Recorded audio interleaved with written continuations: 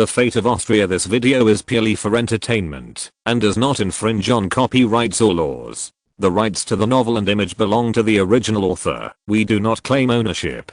Don't like waiting and want to listen to this fanfic in full now? Subscribe to our Patreon, where you'll find the best fanfics. Chapter 751. Patience. In reality, if there is an abandoned baby at the church door, there is a high probability that the priest will pick it up. And even if it is not picked up by the priest, there is a high probability that it will be picked up by farmers or workers who get up early. Early morning services were the norm in the 19th century, and although infant abandonment was not uncommon, few believers would run to the church door to abandon an infant. Devout believers will most likely take the abandoned baby home to raise, especially if the baby is healthy and not disabled. Kill Yasinski and send Miss Celestina to her mother. The looks of mother and daughter should easily explain everything.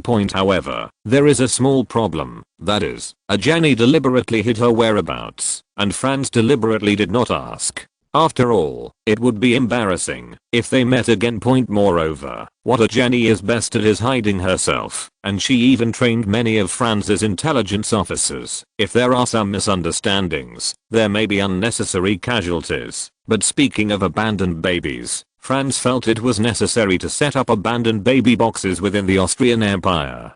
Baby boxes first appeared in Italy, which was still dominated by the church. In order to put an end to infanticide, some priests came up with the idea of setting up baby boxes to receive unwanted babies. However, the abandoned baby box at that time was very crude, similar to an oven. Once the baby was put in, the mechanism would be triggered due to gravity. A bell would ring inside the church, and the dedicated personnel responsible for managing the abandoned baby would take it away. However, some things have good intentions, but are a disaster when implemented. Instead of bringing the church a reputation for charity, the baby box has become an important cause of criticism.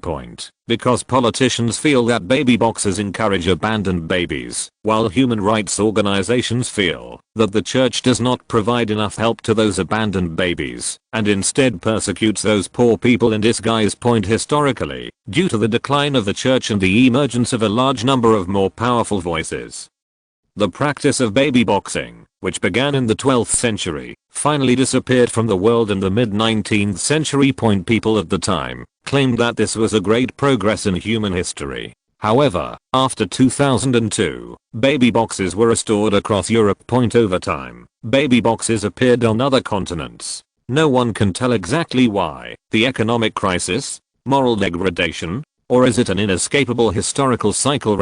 Franz was too lazy to care about this. He felt that the baby box was an acceptable system. After all, if the economic situation allowed, the mother of the motherland should not abandon any of her children.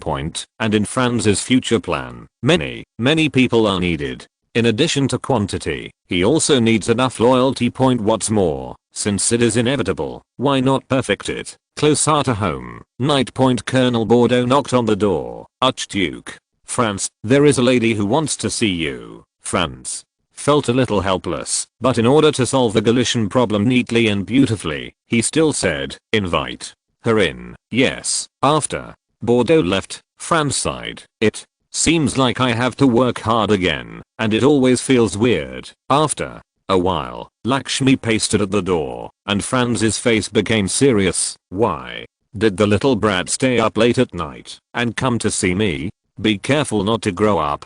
If you want to hear a story, go find Miss Meyer. As Franz spoke, he wanted to drive Lakshmi Pei out of his room, but the latter pressed her feet against the door and refused to leave. The former had no choice but to pick her up and prepare to throw her out.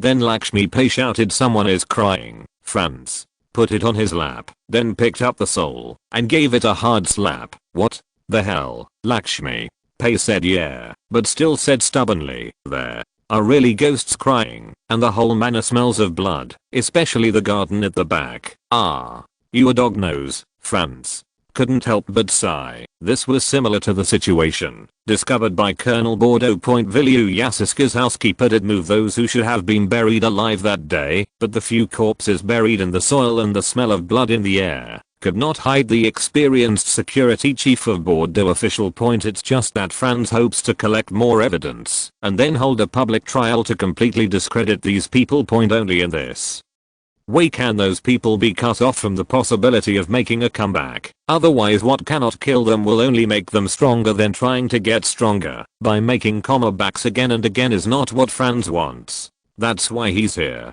The rebellion in Galicia must end here. Point at least they can't be allowed to coerce the people into a wave. But the so-called upper class elites can't make any big noise. Point the so-called wave has both scale and general trend. This kind of rebellion is the most difficult to stop. Unless the most brutal and inhumane purge is carried out, no matter how strong the dam is, it will collapse sooner or later. Lakshmi Pai knew from Franz's expression and tone that the latter had known all this for a long time, but why didn't he say it? Lakshmi Pai still loves to watch public trials. Although the races and countries are different, it does not affect the empathy at all. Point it was precisely because of the trials along the way that Lakshmi Pai felt that Franz should be a great person. At least she had never seen a prince with such courage. Point. If I have to say it, only the legendary wise king can do it. As for the British, they will only do things that are beneficial to themselves in India, and they are the ones with the most double standards. You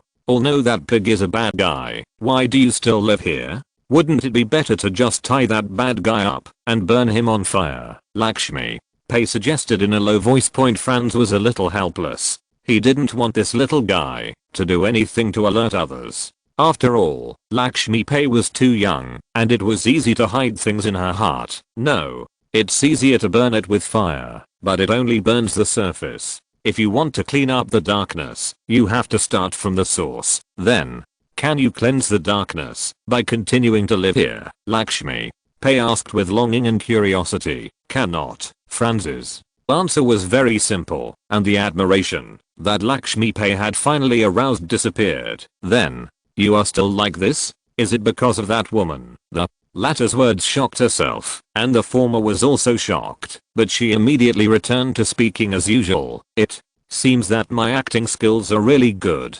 Who do you think is the best person to deceive? Lakshmi Pai was a little overwhelmed by Franz's sudden rhetorical question, but after spending so many days together, the latter knew that the former must have deep meaning. Point. So I thought about it seriously. A person who takes advantage? A stupid person? A smart aleck person? Then, do you think I look like that kind of person now? How could it be? I've never seen such a cunning villain as you. Lakshmi Pai was suddenly stunned. At this moment, Franz seemed to be a greedy and arrogant fool. Point her big eyes flashed, and her little head was filled with doubts. Does this guy in front of me have any quirks?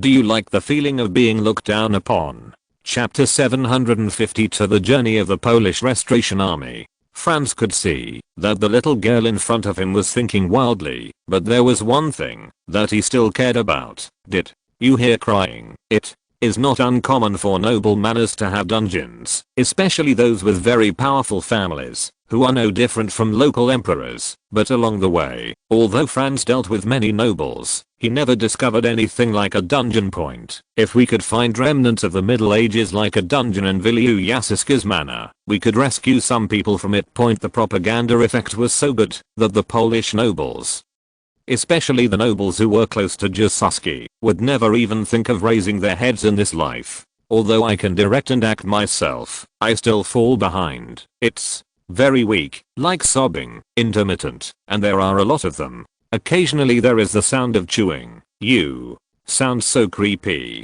It feels like a bunch of gals live here. After hearing this, Franz sighed with emotion.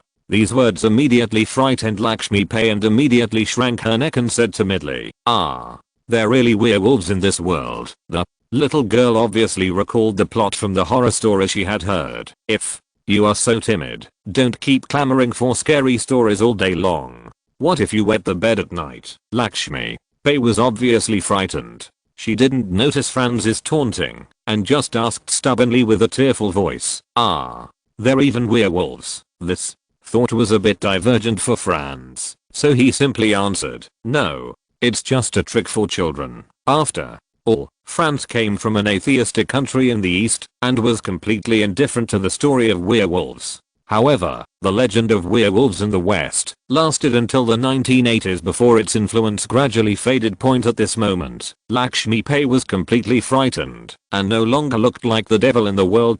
So instead of continuing to scare her, Franz chose to distract her. After all, Lakshmi Pai is quite proud. She doesn't want to admit that she is scared, let alone that she has been deceived. She looks quite funny. No, not. I just want to test you, Franz. Suddenly stopped smiling and asked, where? Did you hear that? In my room. Take me on. The other side, Krakow's army has already left the city, and this time the Poles can almost be regarded as a full-scale attack point, because it was a desperate move. The top brass of the Polish Restoration Army and all compatible soldiers were gathered together and sent to Dorobic. At the same time, mules and horses in the whole city were recruited to make the journey. General Bem, who opposed sending troops, and the remaining old, weak, sick and disabled, were responsible for holding back the Austrian Imperial Army. Relatively speaking, this task was too difficult because Bem did not have a cavalry unit, and it was impossible to delay the attack by cavalry maneuvers. Count Stadion's military camp is 15 kilometers away from the city of Krakow. If infantry is sent to this distance, it will be impossible to come back. What's more, there are no more soldiers in hand, and the rest are some forced militiamen. The tactic of breaking away at the first touch is simply unusable, especially when retreating can easily turn into a rout.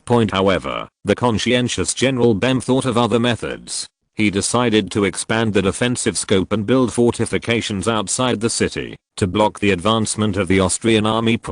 Although this increased the difficulty of defense and dispersed the troops, at least the trench fortifications gave the militiamen a sense of security. General Bem knew very well that the key to this battle was not whether the Krakow army could block the Austrian intercepting force, but whether the surprise attack on Dorobic's team could succeed. The surprise attack force apparently numbered more than 30,000 people, but the Austrian army in the Yasuski manor only had 3,000 people. But General Bem was not optimistic about this attack, because there were too many variables. But a soldier's bounden duty is to obey. He will defend until the moment the surprise attack fails, but that's it. Poland still needs him. Count Stadion didn't know General Bem's awe-inspiring righteousness.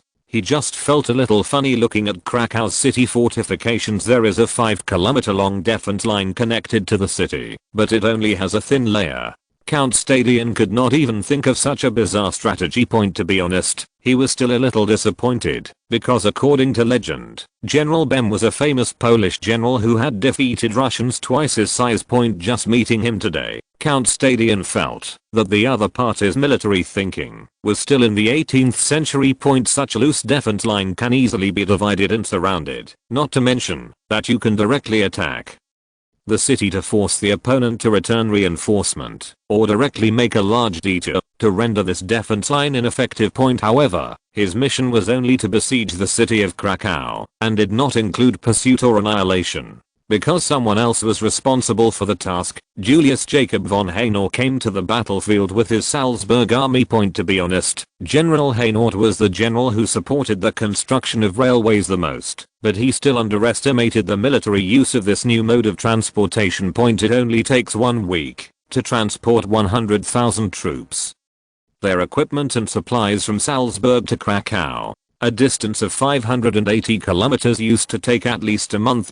Moreover, after a month of high-intensity marching, it is difficult to say how much combat effectiveness the troops will have left. There may not even be much left in the soldiers themselves. A day after the Polish troops left Krakow, Hainaut's troops cut off their retreat. The Austrians are so fast, our way back is cut off. We can't go back, Tisovsky said sadly, but Dembowski thought it was a good thing.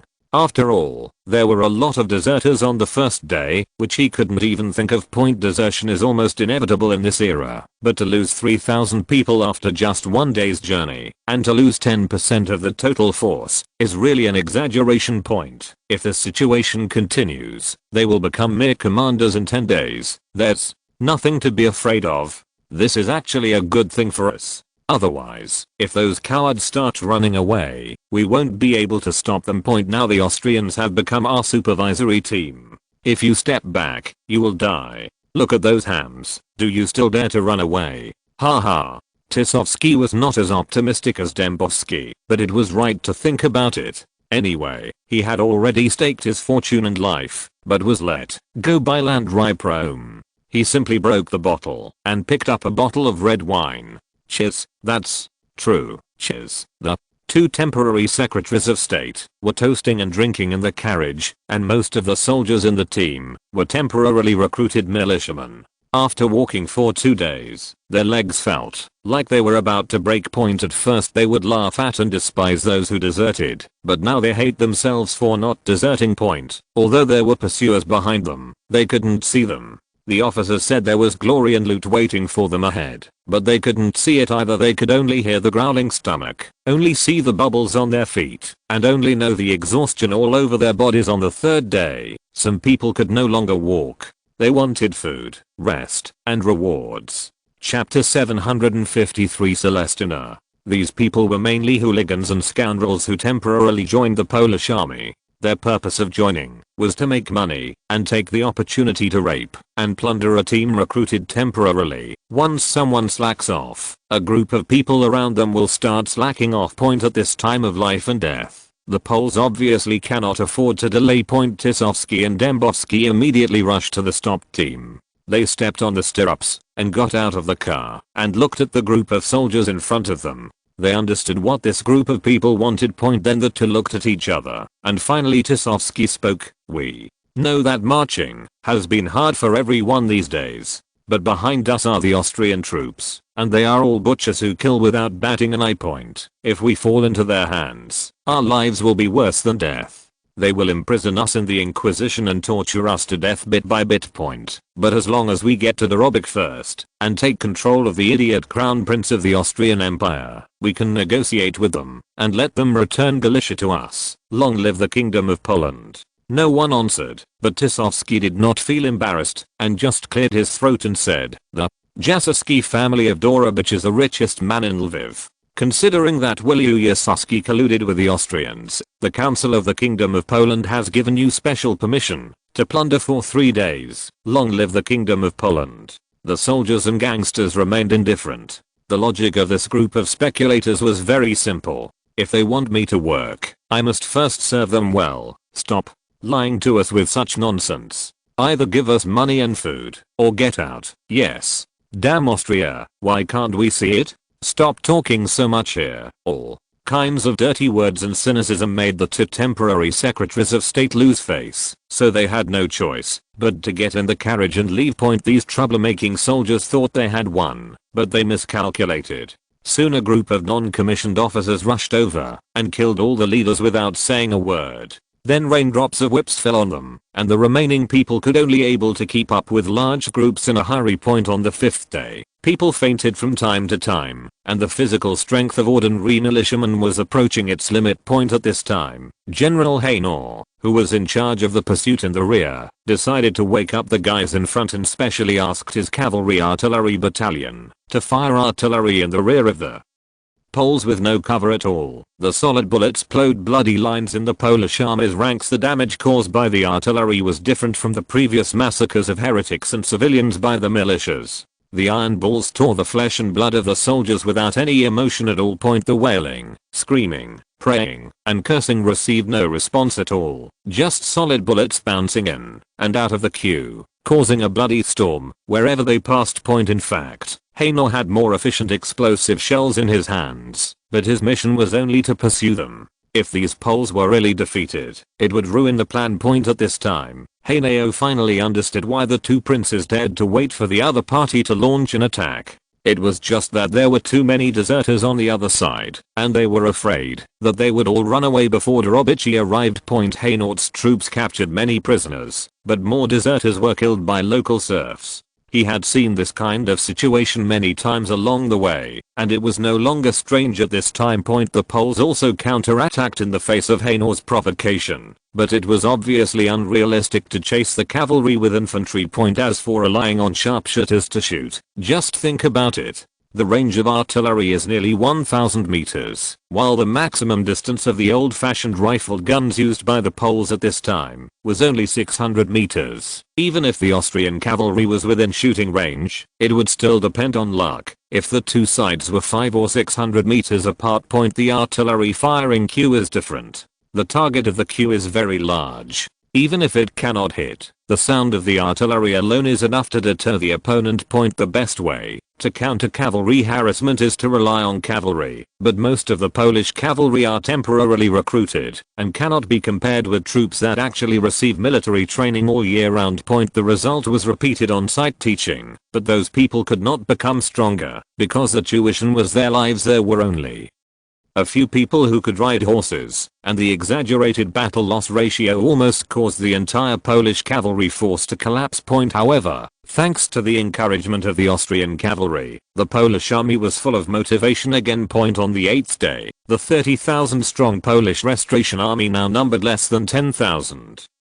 And they were still 2 days away from the Jastrzębie Manor. In fact, Tisovsky once sent someone to surrender to General Haynor in the hope of getting a chance to go into exile. However, the reply he received was that traitors are not worthy of negotiating terms, so, at this time, they can only bite the bullet and continue to march towards Dorobik.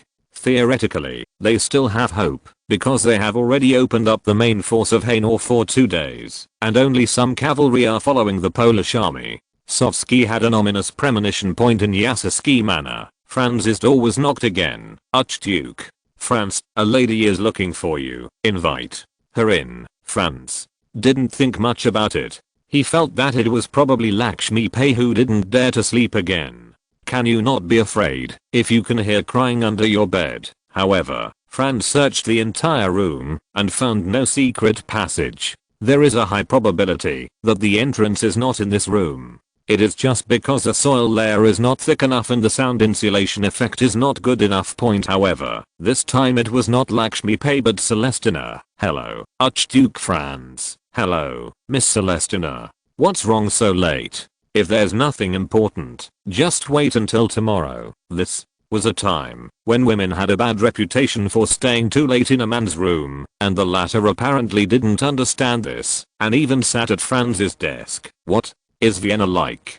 Can you tell me about it? Franz was speechless for a while. He knew very well that the other party was a drunkard who didn't care about wine, but the landscape.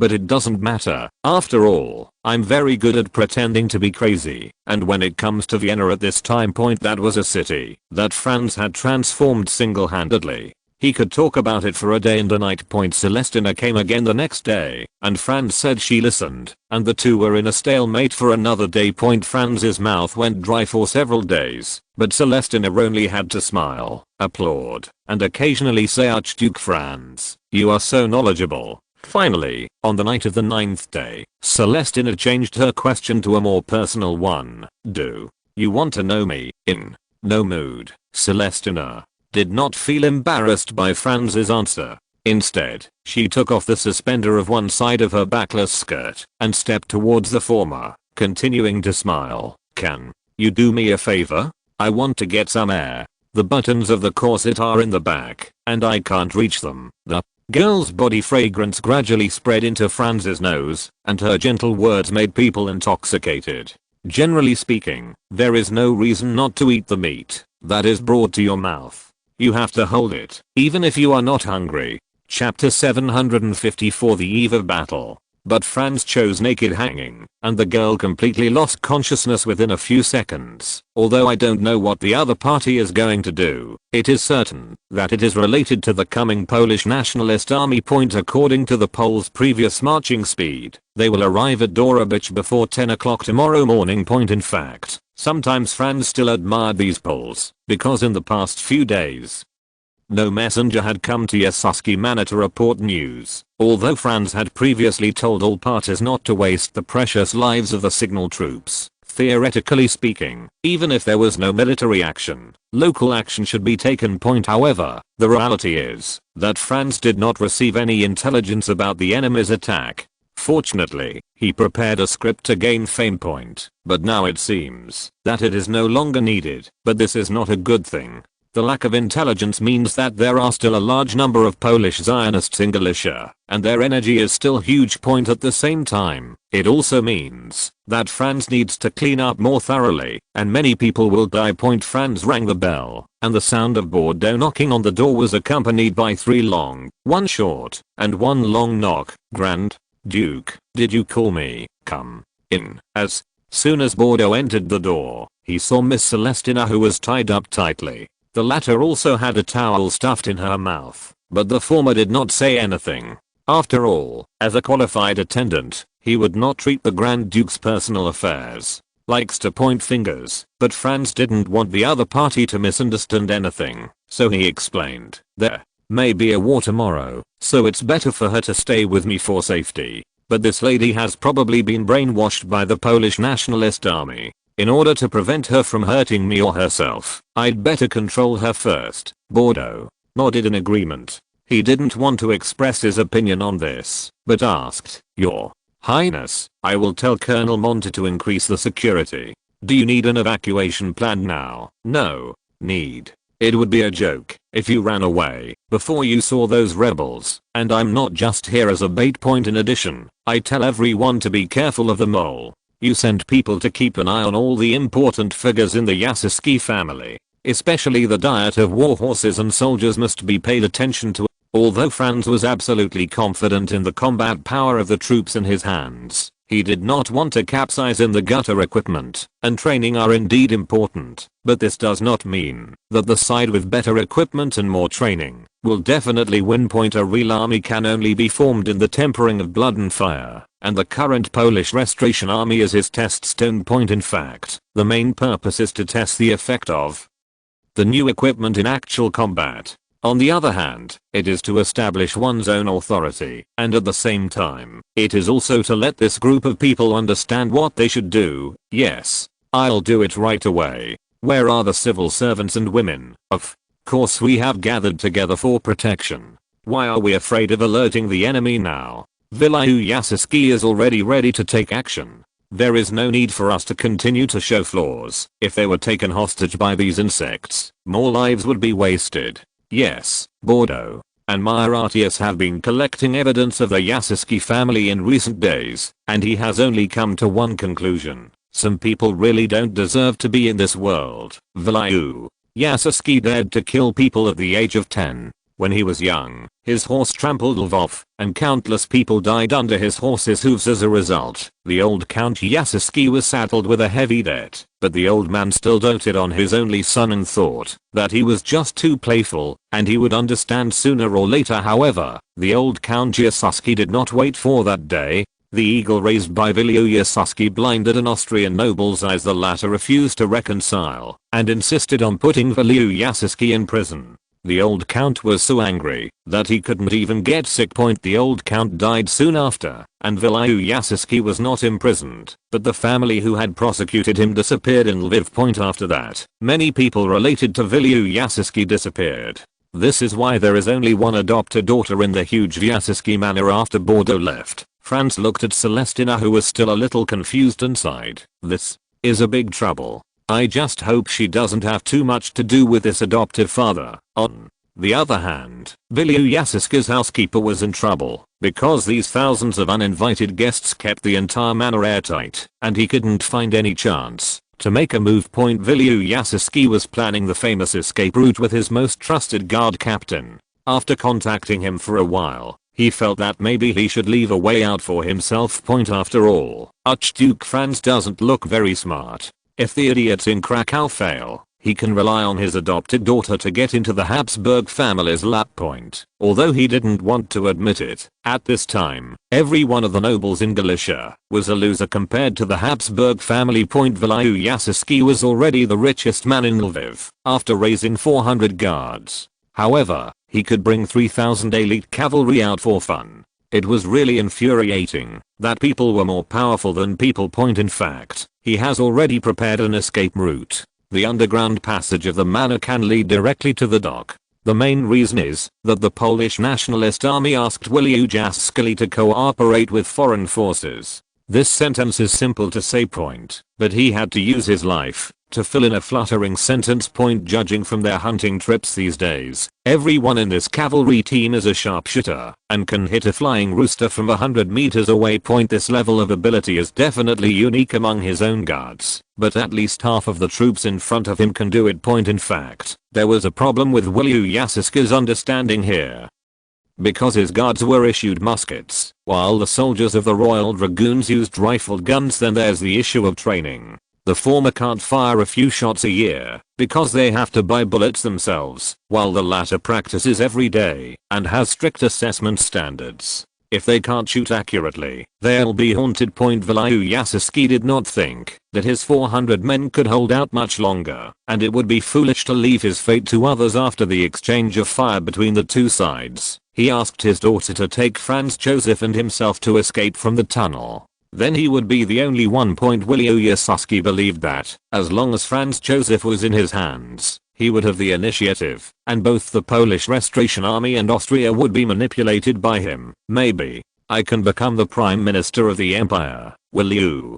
Ilyusha was still thinking about a better future, while the two Polish interim secretaries of state were exhausted in the makeshift camp of the Polish Nationalist Army. They never expected that a journey of just 10 days would be so arduous. The loss of both troops and morale was far beyond imagination. If you're listening to this novel on a channel other than Fanfic World, it means they downloaded and uploaded it without effort. We cordially invite you to visit our channel, Mundo Fanfic Novelos. There you'll find the original version of this story, and you can explore many other novels of various genres. We're waiting for you to immerse yourself in a world of incredible novels. Chapter 755, The Belated Enemy Army. Maybe we should consider surrendering, Dembowski, who had previously advocated a dead end, said feebly, and Tisovsky soon answered him in an even more feeble tone. No, that Haneo is a lunatic. How? Did he say? He said we could be shot if we surrendered. Hearing this,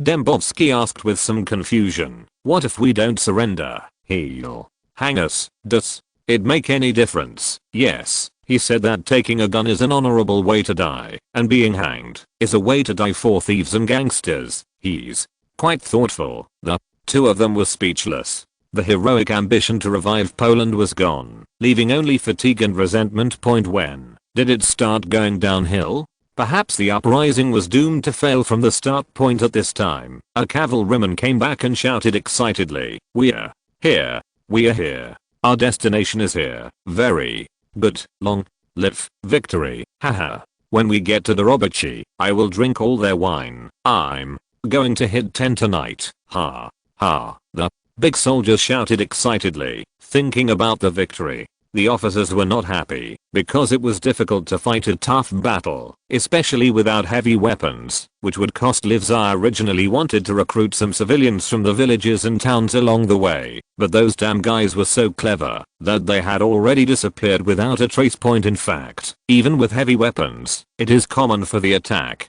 to last for dozens of days or even months at this time. After the blood on the head dissipated, all that was left was anxiety, but the officers did not dare to show it, because any emotion they had would be infinitely amplified among the soldiers. Once these militiamen start to flee, they will be like a flood that cannot be stopped. Of course, they may also be unable to move like a frightened flock of sheep. No matter which situation occurs, it will declare the complete end of this war. The expected destruction and rebellion did not happen, which made Colonel Monta feel very boring. Although he was only a regiment commander, the number of troops he commanded was no less than that of a brigade commander, and he did not look down upon ordinary generals. However, Colonel Monta's goal is not to be a small general, he wants to be the marshal of the empire. Although I had participated in some battles before, they were just small fights with no audience. But this time it was different. Archduke Franz was in this manner. Although he didn't know why the Archduke wanted to take risks himself, this was a good opportunity for him and the entire Royal Dragoons. Therefore, the more enemies there are in this battle, the better, and the more intense it is, the better. As long as the audience can be satisfied, their future is guaranteed. Colonel Monta looked at the non-combatants with great pity, but those followers who were usually domineering felt a chill down their spines. In fact, as soon as he discovered the enemy Ilyusha's butler, he offered to help. However, Colonel Monta did not trust these guys. Even without Franz's warning, he still hated these scheming guys in front of him. Vilyuyaski was a little depressed. Why didn't Celestina come back?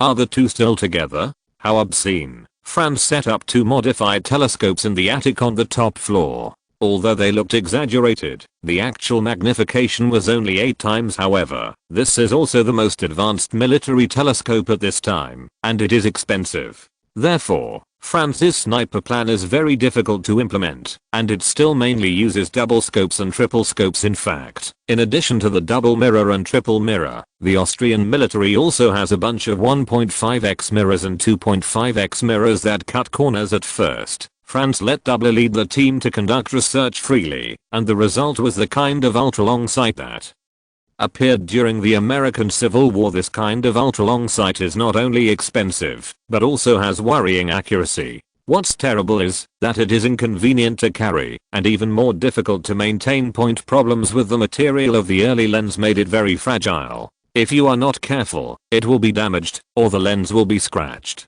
I will add a picture here later. Fortunately, Franz invited Karl Zeiss over, which greatly accelerated the development process. Since Karl Zeiss came to Austria during his college days, his knowledge level at this time was much higher than at the same time in history. At the same time, Franz also contributed. He directly drew a schematic diagram of modern sniper scope and gave it to the development department. This made the entire research progress develop by leaps and bounds, and soon the first batch of sniper scopes with practical significance were developed under the leadership of this young expert who was only 30 years old. The only thing left is to reduce costs and start promotion. However, large-scale promotion is not realistic because the mirror technology is not mature enough at this time. At least before World War II, it was impossible to equip the army with sniper scopes on a large scale. In the attic, Colonel Bordeaux, Miss Meyer, Lakshmi Pei were also there, including of course Miss Celestina, who was tied up. There are so many people. Archduke Franz, why don't you run away? Lakshmi Pei asked inappropriately. Franz did not answer directly, but asked with some doubts, why are there only so many people? Bordeaux answered happily, those Poles are just a bunch of ragtag people. Being able to get here proves that there are still some officers inside. But with such a scattered formation, I'm afraid they will get separated themselves before the fight breaks out. Ma Artiles was a little nervous. She was fine without looking at the telescope, but she was a little scared when she looked at the telescope. Archduke Franz, there is no need for you to personally supervise the battle here, right? She tidied up her words. After all, the word seeking death was a bit disrespectful, but she really couldn't understand the meaning of doing so. Supervise the battle. This word is also a bit awkward, but Franz did not go out of his way to correct him. He just said, I just want to adapt myself to this scene in advance. After all, there will be many such scenes in the future. On the battlefield, Polish officers waved their command knives and drove the soldiers into formation. This is not because line tactics can increase firepower or are suitable for sieges. There is only one reason, which is to facilitate supervision and management. The platoon leader of each platoon can just turn his head to see who is not following and how many troops he still has. If you don't advance in a queue, it won't take long for the entire team to disperse. Moreover, the morale of the militia is too low, and it is difficult to carry out offensive operations without officers supervising the battle from behind. The best thing about line tactics for the enemy is that it is easy to see the opponent's troop strength. Only more than 2,000 people. Colonel Monta was so angry that he chopped down a small tree with a knife. The adjutant asked, Commander, do we still need to carry out the stick order? Fart. Of course you stick to it. You don't even look at who gave the order. So, a defensive battle of 3,000 people against 2,000 people began. In fact, Albrecht in the distance was even more angry because he still had more than 10,000 elite troops ready to respond at any time. Chapter 756, The Collision of Old and New. Damn it, Jacob, you shouldn't let this mad dog be responsible for the pursuit. Albrecht said angrily. Jacob refers to Julius Jacob von Henau, also known as the executioner of Erard, the hyena of Brescia, and the Habsburg tiger. Commander, what should we do now? Count Buller von Stein, the Legion's second in command, asked, "What else can we do? Mr. Stein, we are responsible for unexpected situations. If there are no unexpected situations, we can just watch the show and watch the battle here." Albrecht called to the military cadets on the side to come over. "You should also find a place to sit down and watch carefully. The old era is coming to an end. Advance." With a hoarse cry, the ranks of the Polish Nationalist Army began to attack. The queue spread out like a long snake formation. The two most important offensive formations in this era were columns and horizontal formations. The French once relied on column tactics to defeat various European princes, making annihilation wars the norm, indirectly gave rise to universal compulsory military service. However, at this time, most of the officers of the Polish Restoration Army came from military schools in Prussia, Poland, and they received traditional Prussian education. Therefore, most people still studied the tactics of Frederick's era.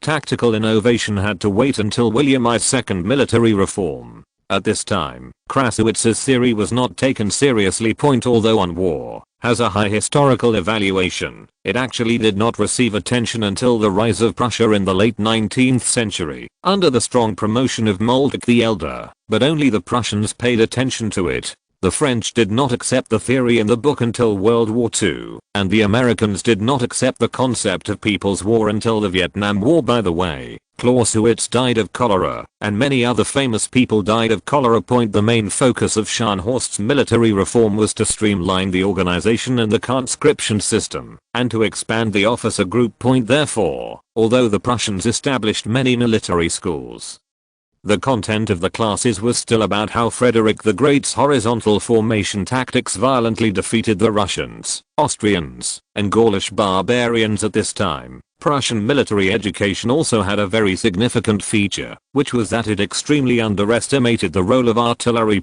This would not be reformed until the Austrian-Prussian War was unilaterally defeated by Austrian artillery. It finally shined in the Franco-Prussian War, and also made Krupp steel famous. However, there is no absolute superiority or inferiority between horizontal and column formations. It depends on the battlefield and one's own situation. The advantage of the horizontal team tactic is that the personnel are relatively dispersed, and the probability of each individual being hit by gunfire is relatively low. Once a French column was hit by an artillery shell, the scene could only be described as horrific. In fact, the Austrian Empire usually adopted a horizontal formation, but it was formed by a mixture of skirmishers. In addition, the horizontal formation can also better utilize the advantages of firepower and troop strength. The disadvantages are also obvious. It is easy to get stuck in the terrain, easily overwhelmed by the flanking cavalry, and requires high discipline.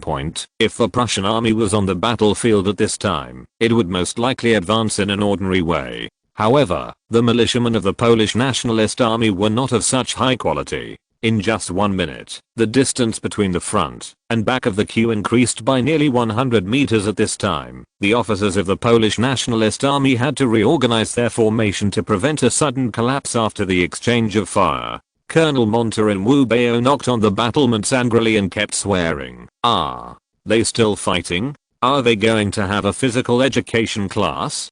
Give me the gun." The adjutant quickly handed over the special sniper rifle, and the surrounding soldiers felt that the officer was confused. At this time, the distance between the two sides is at least 600 meters. If you can hit a target 200 meters away at this time, you can be called a sharpshooter. As for the sniper scope, it does not improve the shooter as much as expected. Using a triple scope can effectively improve the shooting accuracy within 400 meters. However, the firearms at this time are still relatively primitive. Once the scope exceeds 450 meters, the bullet will deflect significantly.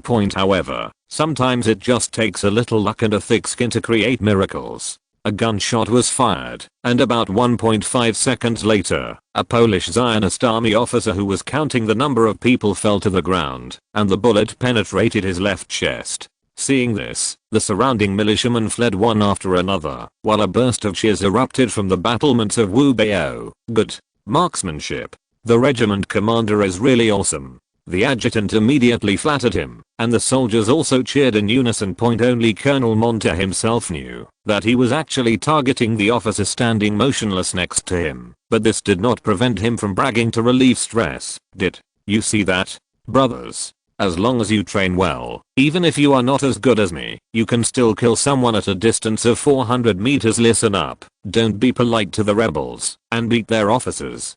Kill these bastards with no sense of honor. In fact, during this period, it is generally not allowed to shoot officers, but when dealing with rebels, any approach is usually acceptable. Then the patter of gunfire rang out from the wall, and as the gunfire rang out, people continued to fall in the ranks of the Polish Restoration Army. These damn maggots, honorless bastards. How did they do it? Burns. Bock was an outstanding graduate of the Prussian Military Academy. He participated in 2 joint operations of the German Confederacy, but his rank was too low to prove his talents at all point. So Bock decided to follow his classmates of Polish descent, to come here to make achievements, and by the way, he could fight against the commanders of the Austrian Empire, to prove his strength. However, the reality is that as a Prussian, he was not taken seriously in the Polish Nationalist Army at all. Although he obtained the position of a major, he was in charge of a company. At this time the infantry company commander is usually a captain. What made him even more depressed was that the Austrian side had no moral ethics at all, and actually shot the officers. They were really a bunch of despicable guys. But what really makes Bock despair is that the opponent can actually hit at point. Although as a soldier, he had long been aware of death, but it would be too uncomfortable to die before seeing the enemy. Other officers felt the same way, especially when those bullets were aimed specifically at officers. The emotions of the officers were quickly transmitted to the soldiers, and fear spread among the ranks. Bock knew that if he didn't do something, the army would be doomed. Don't be afraid. Listen, the opponent's firepower is very weak, and there is only one reason for shooting from such a distance. That is because they are afraid. The Austrians are afraid of us. The officers naturally understood what Bock said, but the soldiers did not understand. Someone said tremblingly, "But they are shooting at us." Bock was too lazy to talk nonsense with these people, so he suddenly changed his mind. They have few people. With this kind of firepower, they only have a few dozen people at most. And how many of us are human? Don't be afraid. Charge me. At this time, the two sides were 400 meters apart. Theoretically speaking, the distance was too far for a charge. They ran out of energy once they got there, but at this time the officers of the Polish Nationalist Army couldn't do much. Chapter 757 The Collision of Old and New. Rather than being called out one by the opponent, it would be better to give it a try. Up in the attic, Lakshmi Pai even saw the problem. "Why are you charging so far away? Are you already out of strength by the time we face each other?" She received Austrian Orthodox military education in the palace, so she could tell at a glance that the other party had committed a taboo point, because the Austrian military regulations stipulate that even the cavalry must wait until a distance of 150 meters before launching a charge. Generally speaking, infantry should not charge more than 60 meters away. Only in this way can the impact and combat effectiveness of soldiers after close combat be guaranteed. But Franz felt that the other party's commander was very smart. Indeed, launching a charge from such a distance does go against common sense. But the opponent they are facing at this time cannot be judged by past common sense. I think the opponent's commander's ability to adapt to situations is worthy of praise. What's the point? I won't have the energy to run after a while, won't I still have to be chased and beaten? That's right, but if we don't charge, they will collapse soon. A desperate fight at least still retains hope. Although Franz said this, he knew very well what was about to happen. On the other side of the hill, Count Stein chose to open the champagne directly. "Your Majesty the Grand Duke, there's nothing to see anymore. It's over. The Poles are too stupid. They were fooled by a few skirmishers. They are not worthy of being our opponents at all. No, I do think this group of people is a bit interesting, although it can't change anything." Albrecht became interested and called the cavalry officer. "When you capture the prisoners later, remember to bring back their commander." "Yes, Your Excellency the Grand Duke." The Polish Nationalist Army's main formation was in chaos. Because this charge was not part of their plan. Tisovsky and Dembowski left Ben in Krakow, so now it was up to them to make the decision, and these two were obviously not military geniuses. Fortunately, Poland has a tradition of military democracy, so at the suggestion of a group of Polish officers, they adopted horizontal formation tactics according to the plan. The horizontal team needs to attract firepower from the front, and then use its killer weapon to catch the opponent by surprise. However, this wave of charge was unexpected by them. Let them withdraw quickly. The messenger responded, yes. At this time Tisovsky and Dembowski did not know what a stupid order they had given. On the battlefield, the soldiers of the Polish Nationalist Army were running towards the Wubeo, while the Austrian soldiers behind the battlements was nearing point. They don't know where each other's courage comes from, but there is no sympathy at all on the battlefield. Either you die, or I die. The killing sounds of the Polish Nationalist Army soldiers were so loud that they even covered up the gunshots coming from the direction of Wubeo. However, Pensbach discovered a problem. That is, more and more officers were killed in battle, and the team became more and more chaotic. Fortunately, the distance was only over 100 meters, so it wouldn't be a problem to break through this old-fashioned wall, which was only 1.5 meters high, in one go. And once you get into hand-to-hand combat, what you have to fight for is courage and endurance. According to the information given by the Poles, the opponent only has 400 militiamen and 300 cavalry, so our advantage is still huge. Although victory was in sight, he was worried for no reason, because although the opponent's gunfire was sparse, it was not scattered, and the hit rate was frighteningly high. It's the elite. Polk thought this way, when suddenly intensive gunfire rang out, and the soldiers in the front row fell down one after another. Immediately, the soldiers of the Polish Nationalist Army fell to the ground in fear. Get up, rush over while they are loaded with bullets. Polk had already noticed something was wrong, because there were suddenly so many more guns, but this was still within the acceptable range. If the defenders don't set up an ambush, they might as well surrender as soon as possible, because the commander is simply not qualified. But as soon as the soldiers of the Polish Nationalist Army got up, the second round of barrages came over. These bullets are not only dense, but also accurate. Damn it. It's a rifled gun. A Polish officer with an injured arm fell to the ground and yelled, "Get up, keep rushing." Just a few seconds later, another round of bullets rained down, and the soldiers of the Polish Nationalist Army fell in pieces. Damn it. It's 3 strikes. Burns. Polk crouched behind a body, but the bullet passed through the body without any hindrance and penetrated his shoulder. This is the power of many bullets. Theoretically, lead bullets can also penetrate 2 people. But the reality is that war is affected by various conditions. Usually the spherical lead bullet will be severely deformed, or even broken, after penetrating the first person. However, this mainly depends on the caliber. With a large caliber musket specially designed to hit plate armor knights, it is easy to penetrate 3 people, not to mention 2 people, but in terms of penetrating power, the spherical lead bullet is still far inferior to mine bomb. Stand up. The 3-stage attack is over.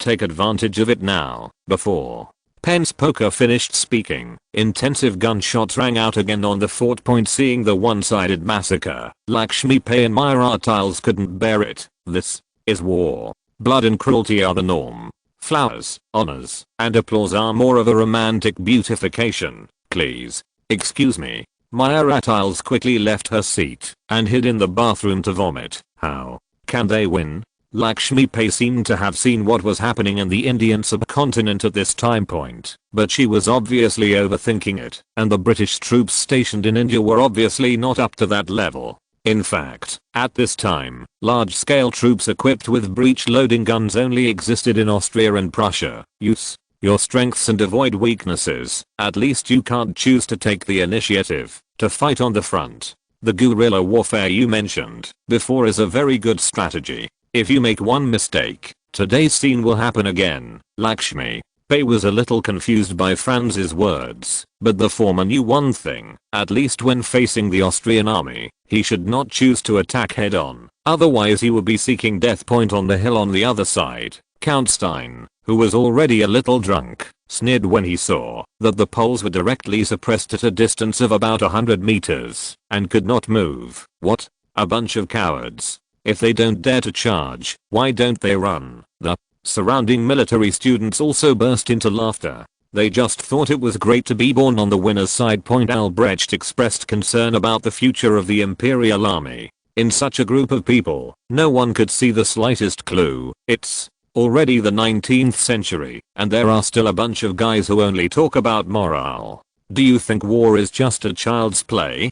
Can't you see the changes in weapons and tactics? No. One answered Albrecht, because the group simply didn't understand. Instead of feeling any shame, they flattered the Archduke, as expected of you. We really can't compare with you here. Our Austrian Empire will be victorious in every battle. Yes. Yes. Long live His Majesty the Commander. Long live Austria. Long live the Habsburg family. It's just playing the piano to a cow. Albrecht left the table angrily. Chapter 758 Sniper Manual. On the battlefield, the Poles were beaten so hard by lever-action rifles with high rates of fire and high hits that they could no longer hold their heads up.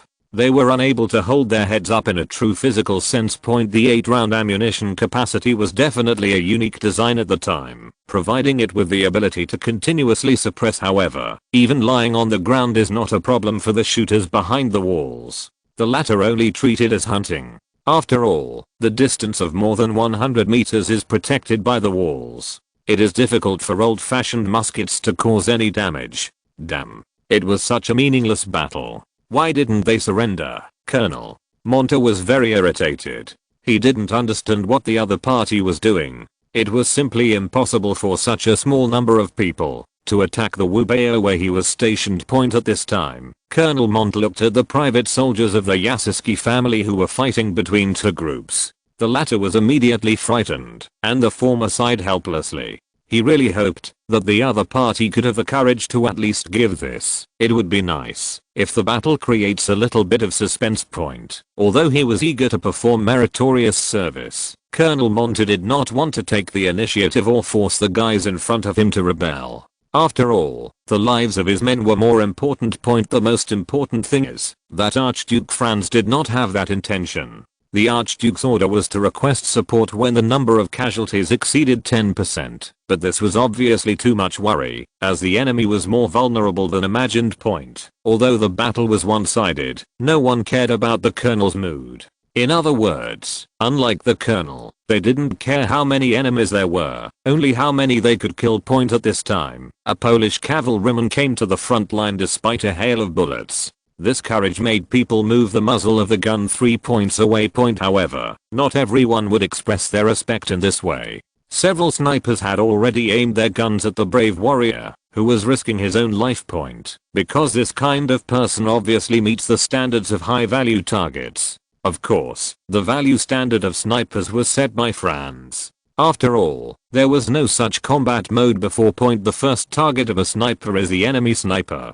The reason why snipers are ranked before officers is mainly in line with human nature. After all, for snipers, enemy snipers are their biggest threat. Moreover, destroying enemy snipers can reduce the enemy's morale, while improving your own morale. But at this time, except for Austria, other countries should not have this kind of troops. But it cannot be ruled out that there will be some enemies with extraordinary talents. After all, Simon Hay was just a reindeer hunter before joining the army, and Zhang Taofang was just a farmer digging for food in the fields. If this kind of monster really finds its grip, it will not be a problem that one or two people can solve. Next in line are officers and commanders, and those who may be performing command tasks or actions. Killing senior commanders may not be of much use in modern warfare, because the existence of the staff system makes this behavior nothing more than an embellishment, and its symbolic significance is far greater than its strategic significance. However, at this time, it was still the 19th century that killing and wounding commanders would cause large-scale chaos for the enemy. Especially the killing of low-level officers had a great impact on the morale of the lower ranks, especially when the organization and subjective fighting are not strong. It is easy to collapse the enemy's organization point just like at this time. The Poles lying on the ground did not want to surrender or turn around and escape, but the enemy's shooting was so accurate that they did not dare to move at all. Point the third place is the signal corps and those soldiers who dare to lead the charge. Eliminating the former will block the enemy's information, while eliminating the latter will damage the enemy's morale, thus eliminating the fear of our own soldiers at the bottom of the list are artillerymen, rocket soldiers, and balloon observers. It's not that their priority is not high, but that these people are usually far away from the battlefield, and they also pay more attention to concealment, and are not easy to kill. Point as for other infantry and cavalry, they are not high value targets, and they are relatively easy to kill. Point the brave Polish communications soldier in front of him was not killed because Colonel Monta wanted to see what other tricks the opponent had up his sleeve. Provisional Commander Dembowski asks you to withdraw to your original positions. The cavalryman passed through the formation shouting, repeating Dembowski's orders. Although the orderer shouted to retreat, the soldiers had their own understanding, which was just one word: escape. When the first person stood up and started running backwards, the decline could no longer be stopped. The defeated soldiers used all their strength to rush in the opposite direction to the battlefield. Point the rout was as unstoppable as a flood, wreaking havoc on the order that had been finally established. They have only one thought in their minds, and anyone who tries to stop them will be overwhelmed and overwhelmed. Point these people no longer have the courage and rationality. All that is left is the survival instinct of beasts. They push away their comrades, pull down those running in front, and ignore the injured who fell on the ground, just to stay alive. Point Burns Pork pounded the ground, tearing at the grass stems on the ground with his hands regardless of the pain. The Austrians are about to lose their strength. They are about to run out of bullets. He was still thinking about his achievements, but he would not waste his life in vain. Bernsbock immediately joined the retreating army. Point what happened in front of them made the defenders shocked at first, and then happy. Although it was a completely unequal battle, victory always brought joy to people. Point except for Colonel Monta, who was so angry that he smashed the wall. Unexpectedly, the Poles chose to retreat after paying such a heavy price. Point his sense of honor prevented him from shooting at enemies whose backs were turned to him. This was considered the pride of the nobility at that time. Point, but soon a soldier shouted, "Look behind me, Colonel."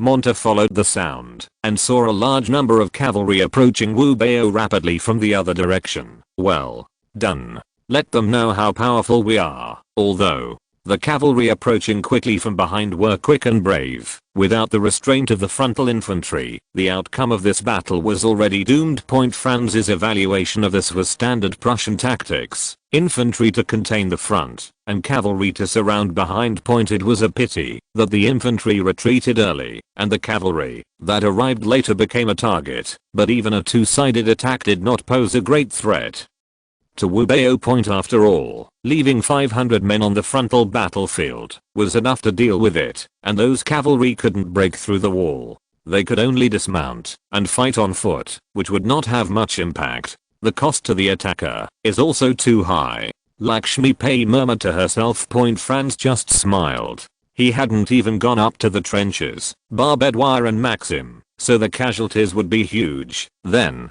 why was the British able to conquer every battle in the Indian subcontinent? Lakshmi Pai asked with some confusion. Because the firepower of the two sides is not equal. In addition, the organization and logistics are not on the same level. But it is more about strategic issues. When the enemy is strong and you are weak, you should change your strategy and build a city to defend it.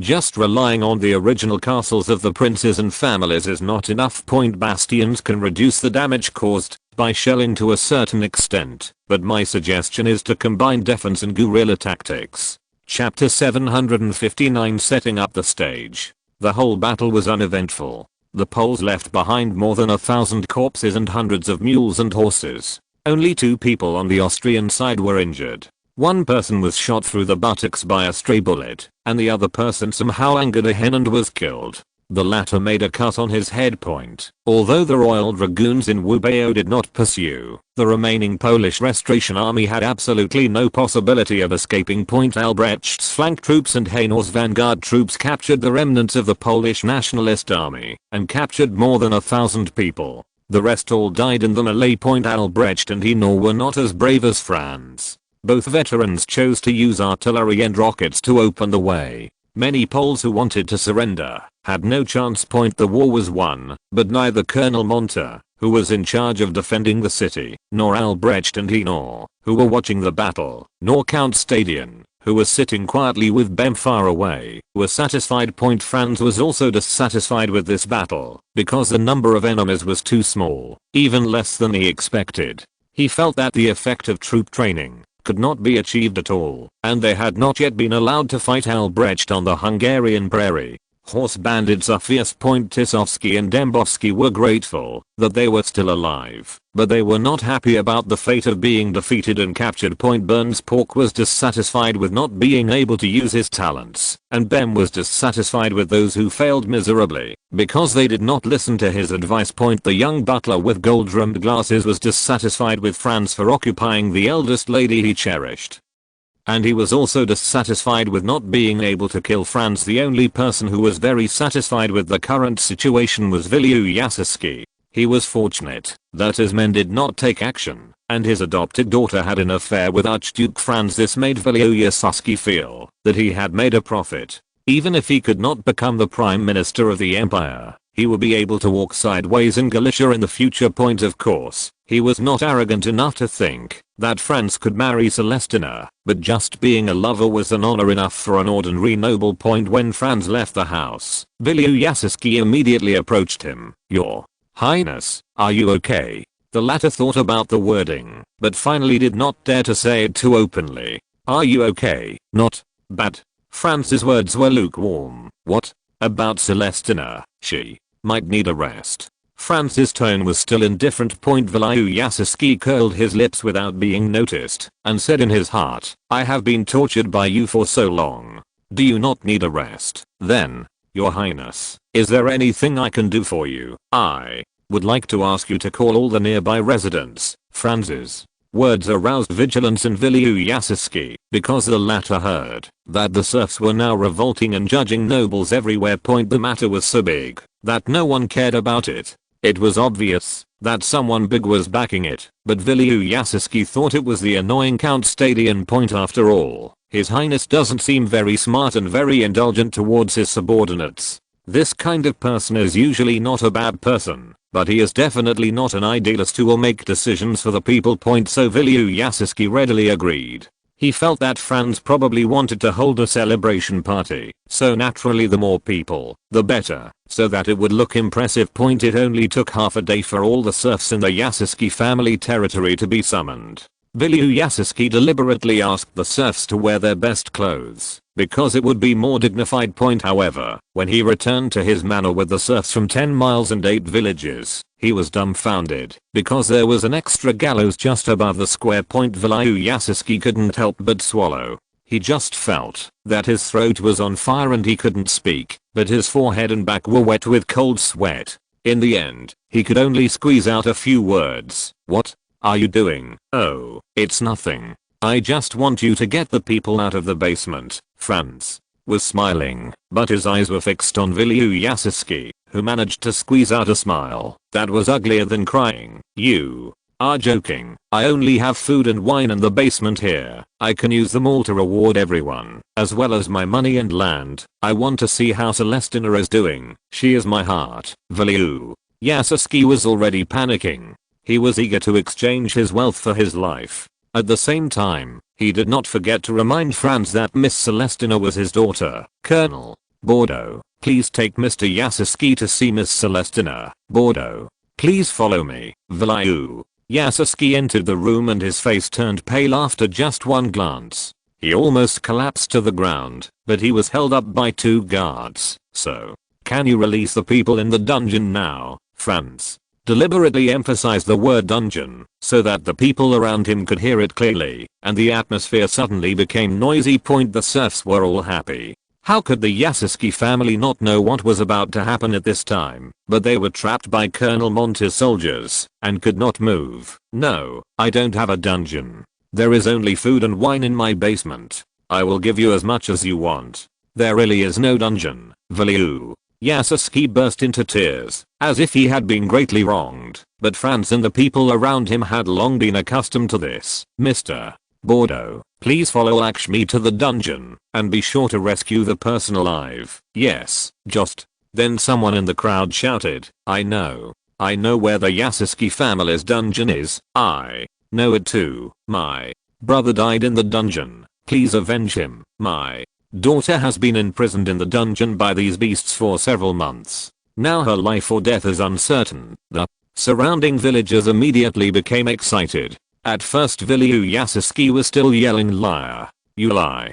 Damn devil. But soon the latter's voice was drowned out by the former. You are the damn devil. Curse you, your highness. Please let him receive the punishment he deserves. He also colluded with the Polish nationalist army. Yes, he is a traitor. He also pushed down food prices. They even smuggled food to the Prussians during the previous famine. 4 scribes, under the command of Myratius, frantically recorded the crimes of Viliu Yasuski. The serfs became even more excited when they saw this, and soon the crime entries alone were 12 pages of records were recorded. But what Franz didn't expect was that the square under his feet was the place where Viliu Yasuski usually buried people. Franz took a shovel, and with only a dozen shovels, he hit a hard object, which was a human skull. Chapter 760 joke. After the first bones were discovered, people in the square began to dig out the soil one after another. If they had tools, they would dig with them. If they didn't, they would use their hands to dig. Soon hundreds of bones were discovered, and the dungeon was also discovered. However, there were more people than Franz imagined, and it even made him wonder how Viliu Yasuski could feed so many people. As more people with missing limbs and mutilated bodies were found, the mystery became self-evident. Almost all of the people brought by Bordeaux were veterans who were accustomed to fighting. The smoke and blood on the battlefield were commonplace to them. To ordinary people, these guys were no different from butchers. However, the executioner in the eyes of this group of ordinary people was vomiting, trembling, and holding hands until his knuckles turned white. Is there a doctor? Franz shouted that there were actually doctors in the army, but the number was far from enough. Several people in the crowd raised their hands, and Franz counted only a dozen. And it goes without saying that these people most likely do not have medical licenses and are not even doctors who treat people, but it is better than nothing. Please follow the command of the military medical officer. Those poor people need help. Doctors were busy saving people, but the victims were not appreciative and the latter wanted to stay and watch the execution. However, under Franz's persuasion, most people decided to receive treatment first, because Viliu Yasuski was left last. There are 700 to 800 people in the entire Yasuski manor. Even excluding minors, it would take at least a week to go through them one by one. However, Franz felt that it was better to have a good meal than to bury him directly, or to let the serfs beat him to death. The value of a public trial was much greater, and the effect was much more lasting. If you want to completely defeat Poland, only the Poles themselves can do it. Compared with military conquest and economic control, national identity is efficient and cheap. In fact, there is a cheaper and more efficient way, which is religious deification and idolatry. However, the side effects of doing so are too great, which is equivalent to drinking poison to quench thirst. And it will anger some people, and it will also stimulate the ambition of some people. What if you fail to do a good job in dealing with the aftermath, or your successor is incompetent? Then the conflicts that have been accumulated before will burst out at once, and because the magnitude is too large, it can easily lead to qualitative changes. The results may range from changing flags to changing flags, or may result in shattering into pieces. Franz has enough capital. He does not need to deliberately let some people go. At the same time, as the spokesperson of the aristocracy, it is impossible to encourage the people to target the aristocracy. For the sake of so-called progress, he must revolutionize his own life, and Franz does not believe that there is only one way to develop the world. Franz decided to leave the trial of Viliu Yasuski until the end. Death is often a relief for those who must die. The real pain and suffering is the process of waiting for the death sentence. The first person to judge often determines the tone of a normal trial. so Franz chose the butler known as the gentle beast. The butler's name was Vladimir Worcester, who was Willia Jaski's white glove and the most valued person by the latter. He was also the person responsible for contacting the Polish Zionist army. Mere treason and attempted murder of member of the royal family were enough to warrant a death sentence, but this gentle beast's crimes went far beyond that point. Although he had only been here for 5 years, 135 families were persecuted on sight alone. The charges included murder, injury, robbery, fraud, arson, rape, collaboration with the enemy and almost all known crimes. In order to make this gentle beast suffer more, Franz specially obtained full plate armor for the 4 guards escorting the prisoners as Vladimir Worst walked through the crowd. The angry people threw debris, dirt and rocks at him. In this era, ordinary people's lives are very poor, and they will not use precious eggs and tomatoes to punish prisoners, because they are reluctant to part with them. Before Vladimir Worcester was sent to the gallows, he was covered in mud, and there was blood from the corners of his eyes. It was a man who desperately jumped on the prison car and smashed it out, but at this time Vladimir Worcester looked completely indifferent. He raised his head and shouted in the direction of the man, "Your wife is great. Your sister is great too. Your 2 daughters are the best." Then he laughed so hard that tears were about to flow out. 2 guards beat him on the liver desperately, but they could not stop Vladimir Worcester's laughter. In the end, the executioner couldn't stand it anymore and stuffed a ball of rags into it. Only then did he stop laughing. The verdict will be read out by local officials, after which a priest will offer his final prayers. After the ceremony, the criminal should give his last words and the priest should record them on his behalf. However, Vladimir Worcester's mouth was gagged at this time, so it was obviously impossible to give his last words. According to the laws of the Austrian Empire, prisoners had this right. The priest removed the rag from Vladimir Worst's mouth, and the latter immediately shouted, "You damn hams. You born slaves actually colluded with the Austrians, and you are all going to hell. Go." There was another commotion on the execution platform, and Vladimir Worcester was struck in the throat with a knife before he shut his mouth. At this moment, the priest seemed extremely dissatisfied. He shouted directly, "Prisoners have the right to give their last words before they die, but you can't do that. God will not forgive your atrocities." It was the law and God. The guards and executioners on the side obviously did not dare to be tough. Only then did the priest frown slightly, but just now the executioner specifically greeted Vladimir Worcester's throat, causing the latter to be unable to shout at this time. Vladimir Worcester lowered his head and spat out a mouthful of blood. His lips were moving, but the sound could not be heard clearly. The priest had to get closer, but the voice of the man who was so lively just now was frighteningly soft, and the priest could only move closer to Vladimir Worcester's mouth. The executioner on the side had no time to stop him, so he bit the priest's ear like a beast. The latter was so frightened that he screamed in pain.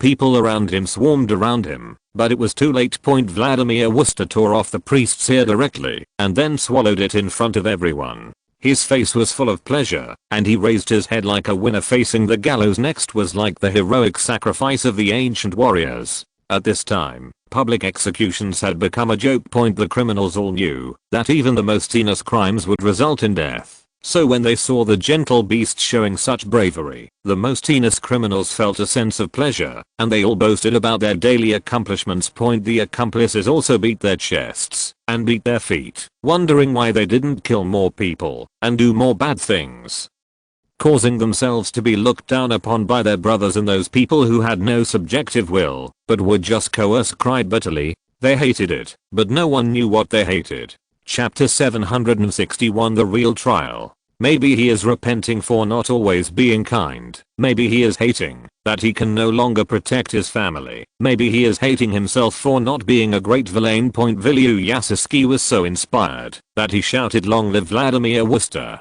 You are the pride of Sklachta," and other prisoners waiting for execution also shouted in unison, which was very impressive.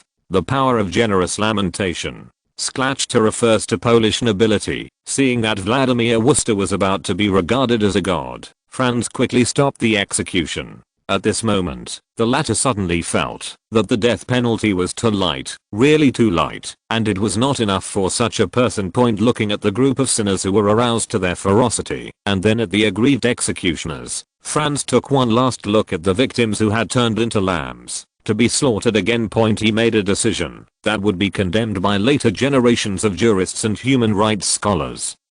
To use torture. He gave this right to the victims. Franz did not want to return to primitiveness and engage in homomorphic revenge, but he felt that simple justice was what was needed most at this time. Civilization does not mean that the more restrictions there are, the more civilized it is.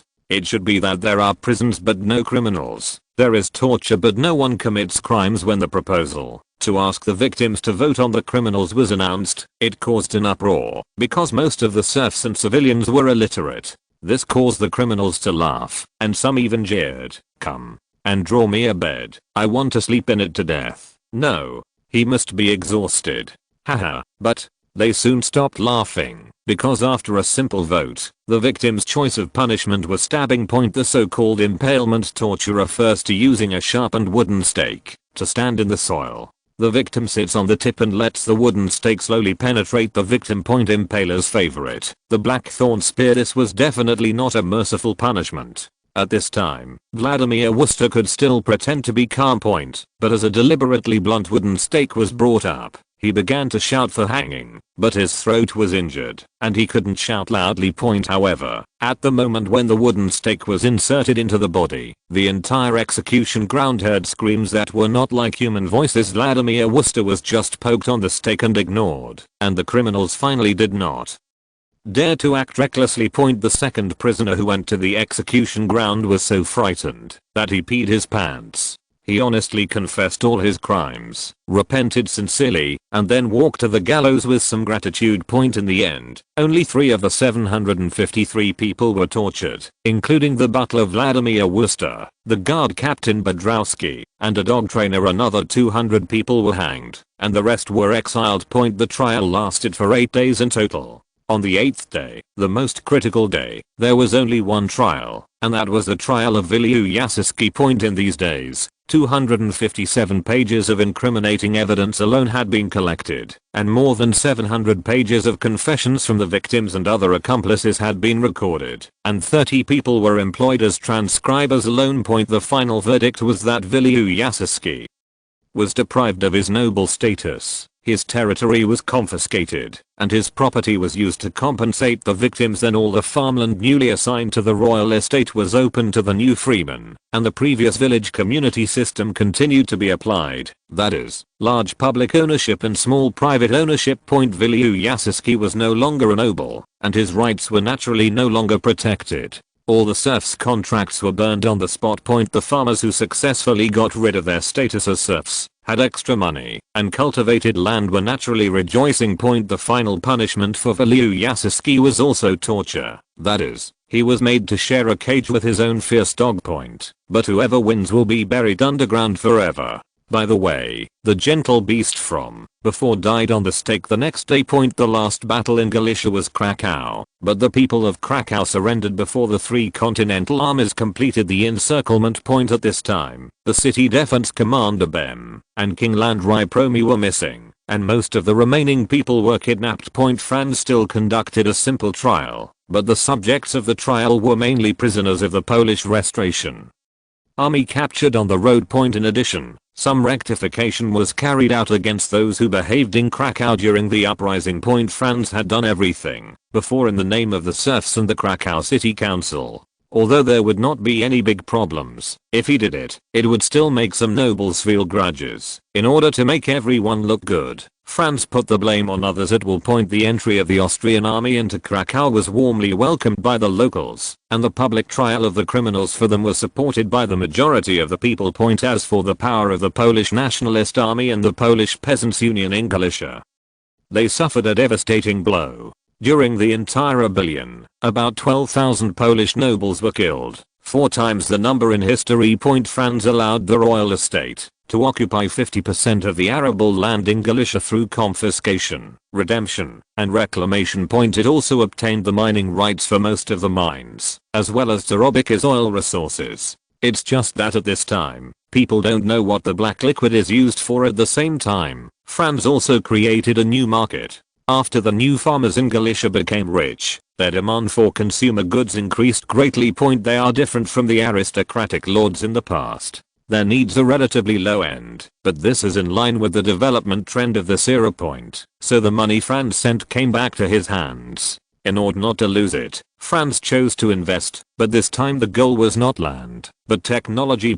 After all, it is difficult to expect farmers to spontaneously improve technology, especially when they have enough to eat and drink.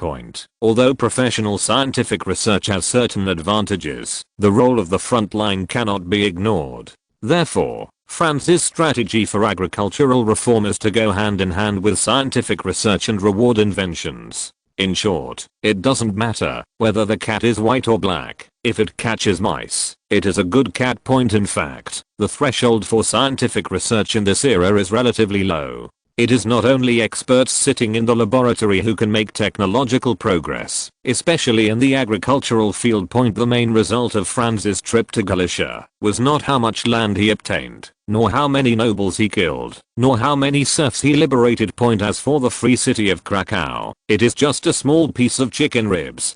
Due to the existence of the railway, it has long become half of Austria's territory. In fact, turning serfs into bankrupt farmers is more suitable for the development of capitalism, because it can provide a large amount of cheap labor for factories. It's just that this is inconsistent with Franz's original intention. What he wants to give is not the freedom of nothing. Franz's biggest achievement this time was to kill something and establish something new in the hearts of Galicians. Historically, after 1846, the Polish nobles changed their strategies and began to win over serfs. Later, they even directly promised to abolish serfdom and expand their voting rights. Although the group never succeeded, it continued to cast a shadow over the Galician sky. This time Franz took the initiative and shattered the shadows in the sky. I haven't been writing very well lately, so I want to open another volume. If you're listening to this novel on a channel other than Fanfic World, it means they downloaded and uploaded it without effort. We cordially invite you to visit our channel, Mundo Fanfic Novelos. There you'll find the original version of this story and you can explore many other novels of various genres. We're waiting for you to immerse yourself in a world of incredible novels. Chapter 762 Transaction. January 1st, 1845, Essen, Rhineland. At this time, Krupp Steel was not the arms tycoon of later generations. At this time, his name was Krupp Cast Steel Shop. It is written on the wall of the store that it specializes in all kinds of high quality agricultural tools, cooking utensils, as well as finishing parts and machine tools. Large quantity will give you the best price. Welcome to buy. There is also a small line below, Siemens and Holsk Telegraph Company. These two giants were forcibly brought together by Bismarck, but at this time neither Krupp Steel nor Siemens could compete with the powerful industry of the Austrian Empire. However, they were not overwhelmed. In addition to Bismarck's help, the Kingdom of Prussia heavily subsidized its own industry. Therefore, they still maintain strong competitiveness in Prussia's own market, even stronger than in history. The market in the German Confederation seems a bit weak, mainly because the steel industry of the Austrian Empire is relatively large. In fact, France could also use the power of capital to directly crush Krupp Steel to death, or even directly prevent Siemens Telegraph Company from opening. But that seems a bit shameless and may affect the iteration of technology and make the world more boring. Instead, Franz planned to help them. A luxury carriage was parked in front of the Krupp Steel casting shop and Siemens Telegraph Company, followed by several temporarily rented carriages and dozens of tall guards. In fact, there are many dignitaries and wealthy businessmen among the people who come to discuss business. However, firstly, the number of guards is small, ranging from 1 or 2 people to as many as 3 or 4. Secondly, there is only a sense of tension. Although these people did not put their weapons outside at this time, the feeling of oppression was undeniable. Inside the store, hello, Miss Thalia. We are just businessmen, not teachers, and we are even less likely to teach in a girls' school, Friedrich Krupp had explained it in his gentlest tone, but the other party seemed unmoved and just kept complaining. This coffee is too bitter. Don't you have sugar in your store, Friedrich? Krupp smiled bitterly. The sugar is all in your coffee. In fact, I think coffee is used to refresh yourself, not to flavor the sugar. No, you are wrong. Eating sugar can not only refresh you, but also provide energy for your brain. In addition, it can relieve fatigue and warm your internal organs. Rebuttal. In person, especially by a woman, almost made the somewhat traditional Mr. Krupp unable to step down point mainly in this era. Being refuted by a woman is a very shameless thing. Point on the contrary. Werner von Siemens on the side found it interesting and interjected, "That's what you taught the doctors to say, but they should be referring to brown sugar. I'm a Protestant, and I don't believe in witch doctors." Krupp emphasized point. Thalia stretched her body and said indifferently, "Sugar is a good thing anyway." Yes. Siemens smiled, but he didn't feel offended. Point. Thalia, "Well, I don't have to drag you to Vienna, do you still want to open a girls' school in Prussia, Friedrich?" Krupp said angrily that, although he thought it was unlikely, there was no telling what the other party could do with the support of the Austrian royal family. Point. Thalia laughed. She didn't care about the other party's attitude. After all, she had received a lot of cold looks. "You have a really rich imagination, but I still advise you not to refuse in a hurry." "Why? This is Prussia, not Austria." Thalia snapped her fingers, and a group of big men immediately came in from the door, scaring Krupp, and hurriedly fled behind the table. Point. Afterwards, 3 heavy wooden boxes fell heavily on the table. Werner von Siemens's eyes immediately lit up.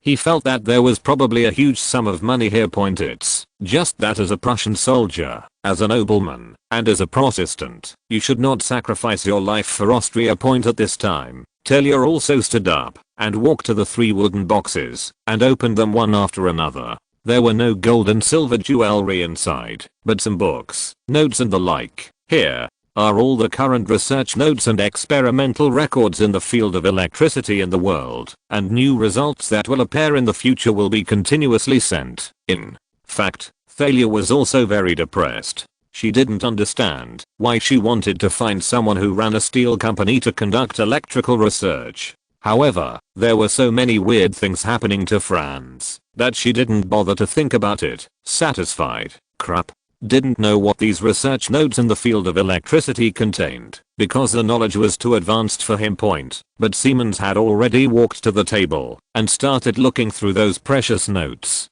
He knew what electricity could bring to the world in the future, and he had always been convinced that he was the person who could change the world. Point. Siemens, "What do you want?" Thalia didn't hesitate. She directly explained her purpose. "Technology sharing, of course, is only between us and cannot be leaked to third parties." "What do we mean?" Siemens immediately became alert. Although Rupp usually received more state subsidies and even received low interest loans from the royal family, the former was a Prussian officer after all, and was deeply influenced by patriotism. "Between Austria and Prussia, thank you, it's settled. Don't worry, we have one more request, that is, you need to give priority to the research and development of generators." Dynamo. Siemens was a little confused, because there were actually many simple generators on the market at this time. Point. For example, hand operated, pedal operated, wind powered,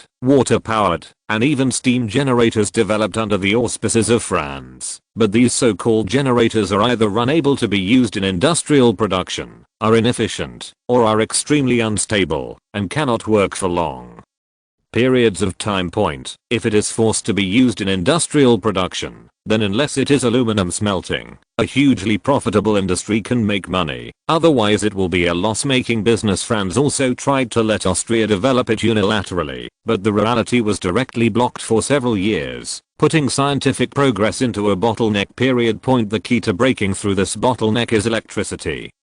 So he must solve this problem at all costs. It was impossible to defeat Britain in the steam age, because the opponent's first mover advantage was too great. However, in the electric age, those advantages would become a liability. Point. As for what to do, if Prussia masters the technology, Franz is not too afraid, because the size gap between the two sides is there. Unless the technological gap can be improved, it will be difficult for Austria to lose at this time. That's right, it's the generator. The current generator can't meet our requirements, so what kind of generator do you need? If it can supply the whole of Vienna, it is best. If it can supply the whole of Austria, and it is best to be cheap, because it will be easier to promote. Thalia thought about what Franz had said before, and Krupp on the side listened to these words, and said in a strange way, he is indeed a lunatic. He is more terrifying than the iron lunatic in England. The whole Austria. Why don't you the whole world? But, at this time, Werner von Siemens was already overwhelmed. He grabbed Thalia's arm, and then the latter subconsciously threw her over the shoulder.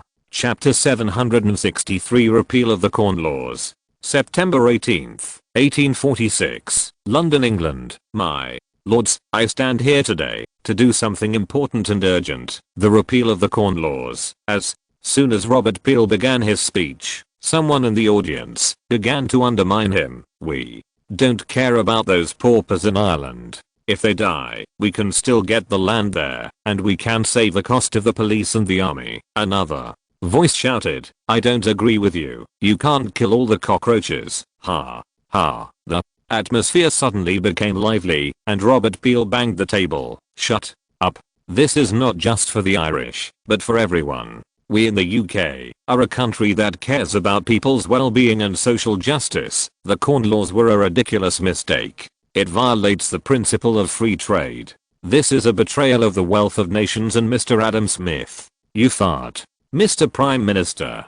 That's not what you said when you asked us to buy land in Ireland. Britain said it would protect our interests. Without those of us who dig food from the ground, Britain would not be able to defeat Spain, and you would not have the good life you have today. Yes, we are the cornerstone of this country. If foreigners are allowed to sell food in, then we will be choked by others. You'll know how awesome it is when the whole of Britain can't afford bread. No, free trade will only make bread cheaper. I'm sure of this. And it was our great navy that defeated the Spanish. It was our great guards that defeated Napoleon. What made the British Empire prosperous were the merchants who braved the wind and waves, the colonists who overcame all obstacles, the diligent factory owners, and the generous bankers. What are you? The worm of the country. The bones lying on the ground waiting to die. If you are still men, and have British blood in your blood, you should go and break out. Go fight.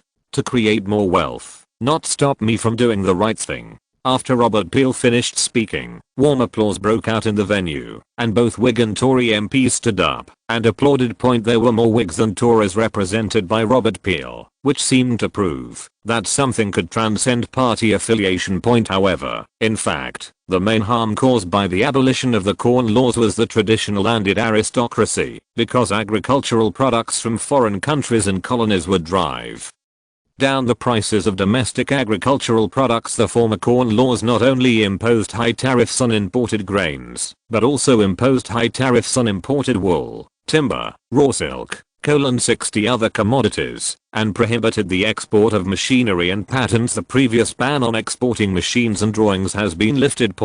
Since tariff barriers allow landowners to make money while lying down, they naturally gain the support of these people. However, the reality is that the Corn Laws caused grain and coal prices to continue to rise. On the one hand, it caused social unrest, and on the other hand, it also harmed the interests of the emerging industrial bourgeoisie. At the same time, the rise of the Austrian Empire also exacerbated this crisis, because there were more goods, but the market was the same as before, or even smaller. As for quality, the British failed miserably. The technologies of the two sides were completely different in some aspects, and the design concepts were even different by 200 years. And propaganda? Can the British win over the Habsburg family, which has been passed down for dozens of generations? The royal family is a sign that no amount of money from businessmen can compare with. If it weren't for the slow spread of information in this era, the British market would probably be taken away more by Austria. But Franz has actually been restrained. Although money is a good thing, it is not a good thing to arouse the hostility of the British too early. Closer to home, the Tories are mostly composed of traditional aristocrats, so they are mostly opposed to Robert Peel, while the Whigs are mostly upstarts, and they will naturally support this policy. This is determined by their interests. However, Robert Peel's desire to repeal the Corn Laws was not entirely selfish. After all, he was a Tory MP and his family still had a large amount of land. In fact, some British nobles at that time really didn't know how to make progress. They just wanted to make money from the land, just like the manor owners in the Middle Ages, especially the wool industry and grain industry, because they also started to use fertilizers. But the increase in agricultural production in Britain was only half of that in Germany. Point is it, because guano is not as good as German soil fertilizer, typically refers to phosphate. In fact, Britain was the first country in the world to produce superphosphate fertilizer with the voices of the landed aristocracy silenced. Robert Peel continued his speech. The law should not restrict people from buying and selling freely, and the government should not do this. Actions that violate the principles of free trade will definitely be punished. We don't want another economic crisis. In fact, there were signs of another economic crisis in Britain at this time, which is why Robert Peel repealed the Corn Laws so radically. In fact, there was another historical condition at that time, that is, the British mainland was hit by disasters for 2 consecutive years, first with drought, and then with floods. After the floods finally receded, the cholera epidemic broke out again, and the whole of Britain was in chaos. The word economic crisis is still very threatening. In fact, contrary to what many people imagine, the loan rate for landlords is actually very high. Especially after disasters and famine years, agriculture is actually less risk resistant than industry. The former has to bear not only market risks, but also natural risks. In the mid-19th century, people's ability to transform nature was still insufficient, so the economic crisis was equally terrible for the landowners. Repeal the Corn Laws and sign new trade agreements with continental countries, so we can tap into markets with strong industry. As for farmers, you don't need to worry, because when the industry makes money, the state will subsidize you in another form. As soon as they heard about the subsidies, the landed aristocracy was completely shaken. After all, they opposed the repeal of the Corn Laws in order to make more money. Now that they can make money by repealing the Corn Laws, it doesn't matter whether they oppose it or not. The audience burst into warm applause again, and Robert Peel took a deep bow. Dear members of parliament, the repeal of the Corn Laws is urgent and necessary. We cannot tolerate this unfair law any longer. We must unite and insist on free trade. Only in this way can we escape the shadow of the economic crisis. Let's do our best together. Create a free and fair trade environment for our country. Let every gentleman make a lot of money. Thank you all. The entire venue burst into unprecedented warm applause, and some members even threw their hats into the air. Long live the repeal of the Corn Laws. Long live free trade. Long live the British Empire. On September 18, 1846, the British government officially passed a resolution to abolish the Corn Laws. Almost at the same time, a large amount of grain from the colonies of the Austrian Empire poured into the island of Ireland. Chapter 764 France's pain. In fact, the countries affected by potato late blight are not limited to Ireland. The worst of them are the Netherlands and Belgium. The Flemish region of the Netherlands has lost its potato harvest, and potato production in other regions has also dropped by an average of 85%. As for Belgium's potatoes, they are only slightly better than the absolute harvest, with a drop of about 90%. However, in terms of the number of losses, it is France and Spain. The latter was not harmed originally.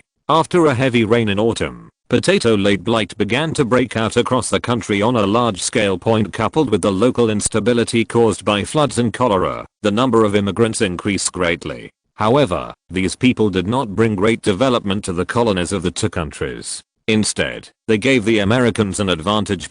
In fact, most of Spain's colonies were in a state of limbo. Cuba and Puerto Rico were each famous for their sugar and coffee production. However, such a country with a single export structure is greatly affected by the international market, especially when trade protection policies prevail. The Spaniards cannot provide a large market at all, so overproduction seems meaningless. The Viceroyalty of the Philippines has inherited the glorious tradition of Spain. Whether it is taxation or agricultural products, he will lose if he can return to Spain. Not only will they not give back to the mother country, they will even continue to ask for money from the mother country. For example, the governor of Manila was planning a famous war at this time, targeting a small island. Hell Island, with only 30,000 people. Opposite a small island with perhaps no more than 300 garrison troops, the governor of Manila claimed that he wanted to go to war with the Qing dynasty, so he had been preparing for 10 years. As for the French colonies, they were not much better. There were constant wars in El Salvador and Guatemala. The pig herds were dead, as were the sheep herders, horse herders, and cattle herders. In short, it seemed that anyone could pull together a team for any reason. The Pirda refers to Carrera, a fierce man who conquered the world with a butcher's knife, but he was also a tyrant. Guatemalans who opposed him, or had objections to him, had only one result, which was death. At the same time, and overly fanatical, the believers were close friends with Pierre Sykes. In this life, the French intervened in the Central American Civil War, and were eventually killed in prison by former Central American President Morazan. But he still left some legacies, which was to break the myth of white invincibility and the ubiquity of rebels. The situation in El Salvador is worse than in Guatemala, because the terrain is more complex. The rainforest mountains are full of dangers, and Morazan's army is obviously much better than those farmers and tribal armed forces. The most terrifying thing is that Morazan seems to have a steady stream of reinforcement and inexhaustible resources. Marshal Magnan de Rochefort, the commander-in-chief of the French expeditionary force, defeated the former countless times, but the opponent could always quickly recover his strength. And his equipment was getting better and better. And even many of the latest weapons and equipment appeared. Although the inscriptions on the equipment have been wiped off, it is not difficult to tell that the manufacturing process and style are British or Austrian goods. In fact, there is nothing we can do about it. El Salvador borders Honduras, a British colony, and Nicaragua, an Austrian colony. Morazan said that, if he cannot get Guatemala back, he will rob Honduras, Sri Lanka and Nicaragua. As for why the great powers don't unite to eliminate this clown, because the great powers all have their own agendas. The British and Austrians enjoyed watching Morazan bleed the French. As for military rations and weapons, they are not worth much, and there is a lot of real money in El Salvador. The British may still have nostalgia for the indigenous people, because they can serve as cheap labor, and Franz wished that someone could make those indigenous people leave voluntarily. If Morazan didn't want them, he would send them to California. However, due to the opening up of Japan's labor market at this time, these indigenous people seemed too useless, and they were simply given to Morazan as protection money.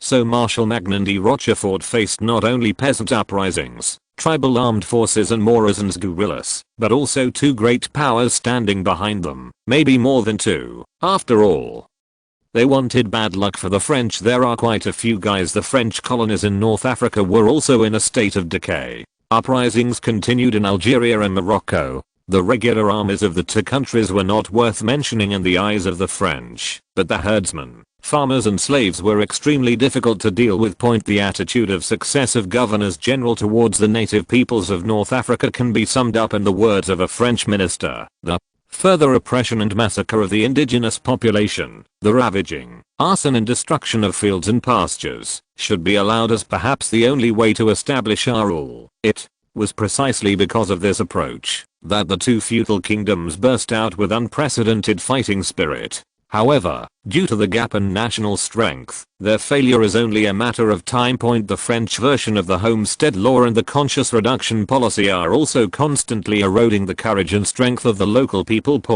But it was not wise to set foot on a hostile land at this time, and much of the land that was supposed to attract immigrants had fallen into the pockets of officials. If you want to work as a farmhand in another place, you have to bear the risks and even have to pay for the travel expenses yourself. This is naturally difficult to attract the French. Texas, the model colony that politicians affectionately called New France in the past, was also in dire straits as a direct result of Gizet's tax policies and the efficiency of his officials. Taxes nearly tripled. Many large farmers even deliberately split their land into several parcels to avoid accumulating taxes. The cumulative tax system makes large farmers miserable. Logically speaking, this tax system should take care of the poor and small farmers, but in fact, The latter are also miserable, because the types of taxes have increased significantly, and some taxes are collected in fixed amounts or even on a per capita basis at the same time. Due to the midfielder interception of the US-Mexico War, a large amount of undeveloped land was obtained, which was originally a huge advantage point. However, reality dealt a heavy blow to the French. These new territories greatly increased the length of the colonial border, and because the French were too strong, Austria, the United States, and Mexico all deployed heavy troops on the borders, and at the same time, sent their own troops to infiltrate point. In order to cope with this situation, the former had to increase military expenditures, which once again increased the burden on the colonies. Instead of increasing, their domestic tax contributions were declining. The most frightening thing is that no one cares about the newly acquired land because the cost of development is too high and it is not safe. After all, the four countries are at the junction, and the French are just caught in the middle. In theory, France can join forces with any country to attack the other, but the reality is that the three countries do not trust France. The United States and Mexico are even directly separated by the Texas colony. Since they are no longer bordering, there will be no direct war on land. At the same time, Mexico and Austria were allies. The Americans suffered a big loss in California, and they were intercepted by the French, which led to the emergence of the first anti-French alliance on the North American continent.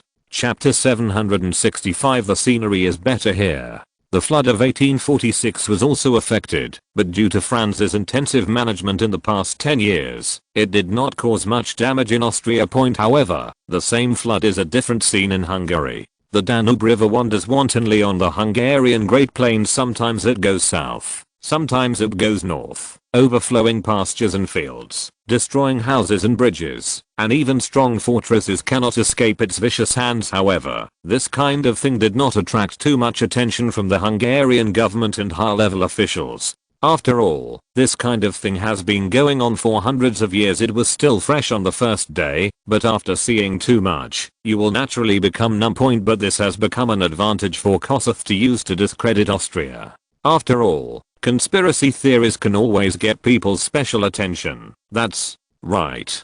The Austrians just want to flood us. The purpose of building those dams is to make us surrender, and the Hungarians will never give in. We are descendants of the Huns. Descendants of conquerors. We are the real owners of this land. There was thunderous applause in the Hungarian Congress Hall, and even those single-clothed nobles and commoners who were not qualified to set foot here were deeply inspired. Note, civilians do not include serfs. In fact, the big nobles liked hearing these words, because they had another reason to go to Austria to ask for money. I object to your point of view. If you say that the Austrians' construction of the dam upstream is a conspiracy, then what is the purpose of their willingness to help us build the dam? France still has allies in Hungary, such as Prince Esterházy in front of him. He has become a shareholder of the Royal Hungarian Land Development Company.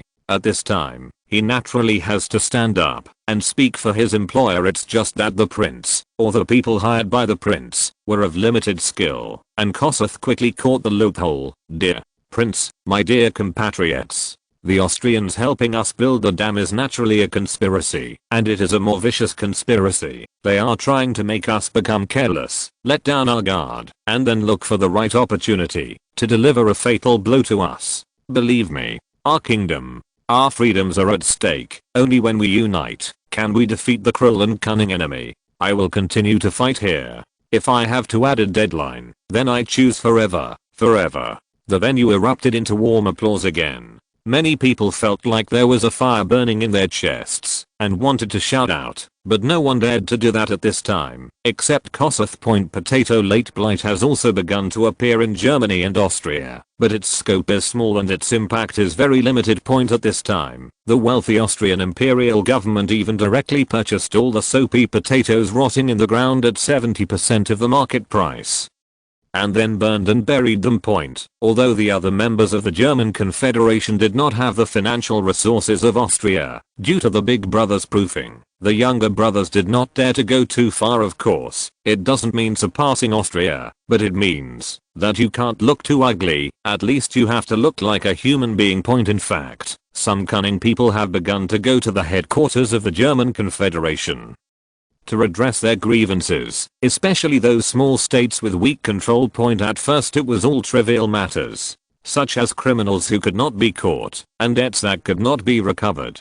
But soon people began to report local evil forces, corrupt officials, and even religious conspiracies. This caused panic in those small countries, because they were unable to find trouble with the big countries. But those big countries could use these small things to interfere in their internal affairs. The most frightening thing is that all this is promoted by the people and is voluntary. But even if it was discovered, the governments of the small states would not dare to stop it randomly, because the other end of the line was connected to the German Confederation point. Although theoretically the Confederation has no right to interfere in the internal affairs of each country, if the Confederation intervenes, even big countries like Prussia and Bavaria may not dare to openly refuse point, because the other side of the German Confederation was the German Customs Union. Other countries except the Austrian Empire simply could not afford such two-way sanctions. However, most powerful countries did not realize this. They were just surprised that they could better control the small countries around them. This has led to a trend. Small countries that once split and went it alone now have to consider reorganization and teaming up for warmth. The person who promoted all this was naturally Franz. His head hurt every day when he looked at the large area of colorful flowers on the map. But if you want to incorporate it, you must be prepared to go to war with the whole world. Britain, France, Russia, and Prussia will not allow the Austrian Empire to become a behemoth spanning Central Europe. This year, except for the crown of Saint Stephen, only Italy has been affected by the disaster, but this has little impact. After all, the crops were almost eaten by locusts before the flood came. The biggest disaster in Italy now is the newly enthroned Pope Pius IX. Although the great powers are ignoring him, this guy just refuses to give up. Since his coronation, Pius IX has issued several edicts every week, the highest frequency among all popes, and he is no longer satisfied with the European continent. The Pope has begun to send his edicts to South America and North America. Mexico and Brazil have received some strange orders. In his letter to Tazanana, Pius IX first praised the latter's outstanding contribution to the cause of abolition of slavery, and then affirmed his efforts for peace in North America and the development of Mexico. Originally, Tazanana was about to make him a confidant, but at the end of the letter, Pius IX signed the letter and asked the former to recover the tithes owed by Mexico over the years were not much, which was only 500 million pesos, about 500 million pesos. Mexico's fiscal revenue for 3 years at this time. The content of the letter to Pedro II was similar. The two rulers' final reply was no reply. After all, they were separated by the Atlantic Ocean. Could the Pope's inquisitors cross the ocean? If we really cross that line, can we still let them do it? Franz himself also received a letter from Pius IX, asking him to go to the Vatican to meet the saint. After all, the matter of renegotiating tithes with the Papal States was opposed by the whole country. Not only were the church and government opposed, but the nobility and common people were also opposed. The former is because it can benefit directly from the tithe. In fact, the Austrian Empire's tithe government can get 40%, the church can also get 40%, and the remaining 20% belongs to the royal family. If we follow the intention of Pius IX, it is to send all the tithes to the Vatican first, and then the Pope himself decides the distribution. It is called listening to the Holy Judgment. In fact, it is not clear whether the money can be returned after arriving in Rome. That's for sure. Even if Pius IX is as selfless as he says, he doesn't know how much will be lost during the transfer process. Common people and nobles were equally opposed to this approach, because they saw benefits from the tithes they paid in the hands of the Austrian government and church. At least the infrastructure and health systems have been built over the years. The locust plague was stopped, the floods did not break the dams, and the cholera just blew by like a breeze without causing much chaos. Chapter 766. Definitely next time. Franz looked at the beautiful letter, and he couldn't help but start to wonder what Pius IX was thinking. To be honest, the British attitude towards the Great Famine in Ireland had raised Franz's blood pressure. He didn't want to know what dirty little thoughts the Pope had. Just releasing all the liberals locked up by Gregory XVI would be enough to give Franz a headache. Although the leper was not a good person and his methods were not very clever, at least he would not do such a thing as digging his own grave. Franz really couldn't figure out how those shrewd cardinals could push such a person to the position of Pope. What he didn't know was that the latter's intestines were filled with regret at this time point. As soon as Pius IX came to power, he first released the felons in the Vatican, and then in the second step, he swung the knife at the cardinals who pushed him to power. The status of a cardinal is actually very respected, and even the king usually has no power or even the ability to remove him. But even the strongest fortress is fragile on the inside. These people who are not usually bound by secular dogmas are unable to resist the Pope's will. In fact, it is not that no one has thought about removing the Pope, but if you want to remove the Pope, you must convene an ecumenical council attended by all cardinals. However, we have to talk about the approach of Pius IX. I don't know whether the Pope had anticipated this day, or he just caught it by chance. As soon as he came to power, he appointed a large number of cardinals from outside Europe, and these people were for the sake of he chose not to obey the edict, even if he did not pay the tithe. The cardinals were absent, so the ecumenical council could not be convened, or it did not have enough credibility. As a result, Pius IX was in an invincible position. The cardinals who had previously claimed to remove the Pope through the dismissal of the ecumenical council became the next targets. At the same time, the crime of defaming the Holy See was also serious enough. At this time, the only people these cardinals could turn to were the great powers, but the great powers that had been teased before also wanted to save face, and the latter knew very well that the cost of wading into this muddy water was too high. Because in the field of religion, the Pope himself occupies the moral high ground, and at the same time, this is an internal matter of the papal state. Although the Pope's operations are somewhat outrageous, as long as those words are not put into action, the great powers have no right to interfere. Seeing that they could no longer defeat their opponents using conventional secular methods, the cardinals came up with the idea of spreading rumors. Just before Pius IX ascended the throne, various natural disasters occurred, especially the failed exorcism ceremony and the devoured Vatican garden, all of which became the best material. It's just that the more these people arrange it, the more terrifying it becomes, because the disasters in recent years have indeed been too intensive. Droughts, floods, volcanic eruptions, tsunamis, locust plagues, cholera, meteors, meteorites, and the completely unexplained potato late blight have also been attributed to strange forces and gods. From this point of view, Pius IX was completely the devil who came to the world. At this time, he released those Satan believers and let them manage the country. At that time, the church often referred to non-believers as believers of Satan.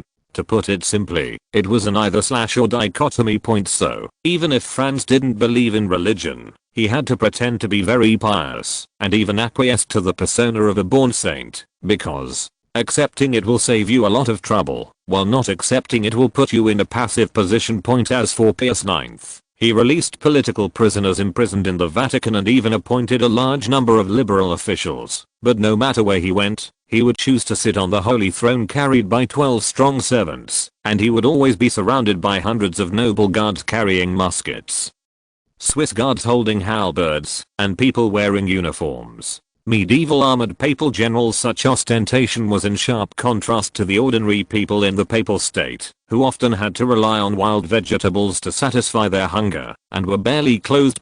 At the same time, none of the holy water companies, Holy Spirit banks, and gospel vouchers established by the previous Pope, Pius IX, were left behind, and he chose to accept them all. What's even more outrageous is that after the new Pope came to power, he planned to launch a new model, which is to join the agency, allowing countries to pay and send people to carry out these projects in the name of the church on their own soil, and then everyone will share the money. A series of operations almost shocked Franz's jaw. Modern profiteers are nothing more than that. He was ready to use the great powers as tools, and he even cut his own leaks misses.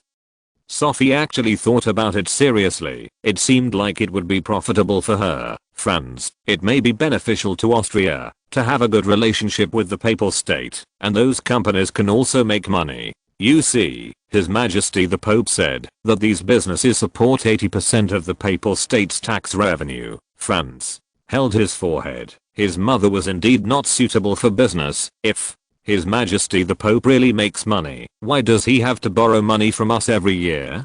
The tax revenue of the entire Papal State is not as large as the donations received by the Pope personally. It's not certain whether 80% of the Papal States can be compared to one of our provinces in Austria. There is no need to compare with provinces that are too wealthy. Compared with the more remote Galicia and Vojvodina, the Papal State's tax collection of millions is a joke. Even the Hungarians are better than them. Mrs. Sophie was still a little hesitant, mainly because she particularly hoped to get Franz involved with the Pope. In fact, it was a kind of traditional thinking at the time that believed that the royal family should have a good relationship with the church so that it could easily borrow its influence. The current situation is that the influence of the royal family is much stronger than that of the church in Austria, and the local church has long been tamed and has no contact with the so-called Pope at all. Franz, you are so good at business. Maybe these businesses can be revitalized in your hands. I still remember that you sold all the military uniforms I produced. Why can't you do this little thing? Mother, we in Austria also have our own Holy Spirit Bank and Holy Water Company, but the former is used to help farmers and subsidize small businesses, while the latter sells things like alcohol, bleaching powder, toothpaste, soap, and toilet paper. Although these things have not been fully accepted by the public at this time, the benefits are real. And what does the Papal State sell? A cup of river water that has been sitting there for who knows how many days costs 20 florins. If you exchange it for copper coins, you will need to fill a bagful. 20 florins equals 9,600 quarter pfennig. A quarter pfennig is the smallest currency commonly used in transactions. There are smaller currencies, but they are usually only used in the countryside, and the so-called Holy Spirit Bank is completely a loan shark company. They would do anything for money. If Jesus found out, he would jump from the cross and beat them. When Franz was talking enthusiastically, he was knocked on the head by Mrs. Sophie. How can you make fun of the Holy Son? Please forgive me. Amen. Franz made the sign of the cross. He didn't want to continue to argue with Mrs. Sophie about this, but something must be said clearly. Mother, do you think that, if it is so profitable and so good, then why don't the Jesuit priests under the Pope do it themselves? There are 7 lies in the East, asking for a child with a lot of money, recruiting with high salary, selling at a loss, transferring a prosperous store, recycling at a high price, joining the agency. And sure, next time. Chapter 767 Trouble. Pius IX's plan was good, but Franz would definitely not be his tool. Although Mrs. Sophie still doesn't understand Franz's explanation, this does not affect her wholehearted support for her eldest son. She knew that Franz had made up his mind and would not bother him anymore, so she either stayed out of it or fully supported him. Mrs. Sophie is not stupid, but it is difficult to escape from the limitations of that history. Although Franz hates the new pope, armed pilgrimage cannot be done yet. As for the invitation from Pius IX, just find some excuse to excuse it. Although theoretically speaking, it is impossible for the Pope to take Franz as a hostage, but what if Pius IX suddenly becomes ill? A gentleman does not stand in danger, and Franz did not want to bet on whether a pope with proven mental illness would become ill. Archbishop Prussia also agreed with this, or he agreed with all Franz's ideas. However, he was particularly favorable in opposing the Pope, because Pius IX went too far. They want to collect tithes and establish the Jesuits.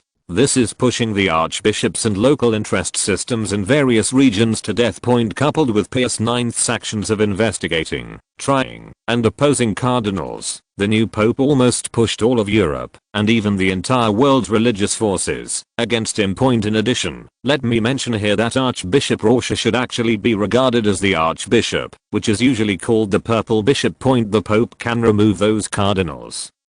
That is, cardinals, but there is nothing he can do about Prussia, the archbishop, because the latter was conferred by the Austrian emperor, and was actually a pawn used by the royal family to control domestic religion. At the same time, this is also the reason why Archbishop Prussia always hates the Pope and often wears white robes and gold crowns, because in Austria he is the Pope. In fact, the entire Austrian church is very disgusted with the new Pope, especially the release of those political prisoners, which directly caused chaos throughout southern Europe.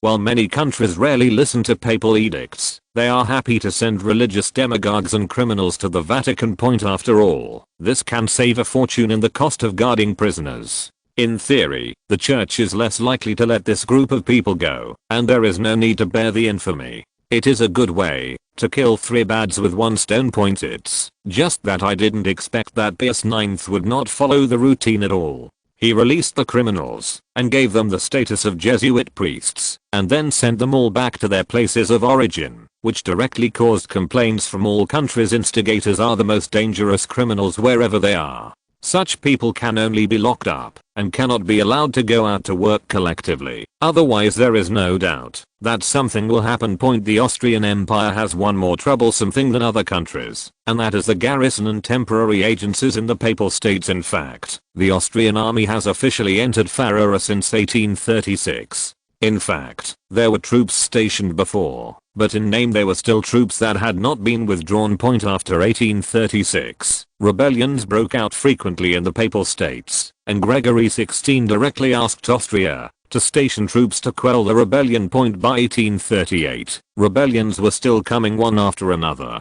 Franz knew very well what the source of the rebellion was, which was the black nobles, referring to the church nobles. If this group of people is allowed to continue to rule by medieval methods, the rebellion will never be quelled. I have already talked about the nobles in black twice, so I won't go into too much detail here. In short, they are similar to medieval inquisitors, but with a different name. They are called priests. So Franz took advantage of the long-lasting rebellion and sent officials from the Austrian Empire to take care of it. While garrisoning troops, there are many ways to expel the local black nobles. In addition to persuading and bribing them, you can also use rebels and assassins to physically criticize them. In fact, the suppression of the rebellion in the Papal State was not because Franz wanted to be an enemy. It was not just because the Papal State could not be called an opponent, but helping the Papal State to suppress the rebellion wasted too much of Austria's troops and energy. Bleeding with a knife is also very painful, unless the incision is not on your body. Hosting can not only reduce rebellions, but also strengthen economic exchanges between the two sides, earning profits and gaining public support at the same time. This approach may be a loss for the Papal State in the long term, but it is a gain for the Pope himself. In the short term, the Papal State saves costs and obtains additional income, which is completely satisfactory to everyone. However, in order to avoid arousing resentment within the Papal State and alerting the great powers, Franz extended the scope of administration to Ravenna and stopped it. The three provinces of Ferrara, Bologna, and Ravenna are relatively close to Austria and far from the core of the Papal States, and have relatively good manpower and resources. Going deeper will easily touch the bottom line of the Papal States and the great powers, and further ahead is the Apennine Mountains. The land and resources are of little value, and the population is relatively sparse. What's more terrible is that, if the front is stretched too long, the Austrian Empire will sharply increase its power. Governance costs in central Italy. However, Prince Metternich relied on his relationship with the Pope and bribed several cardinals to plunge into this quagmire. Regardless, over the years, Austria's tentacles have extended as far as Ancona, and finally when they were about to attack Perugia, they were defeated by Gregory's V.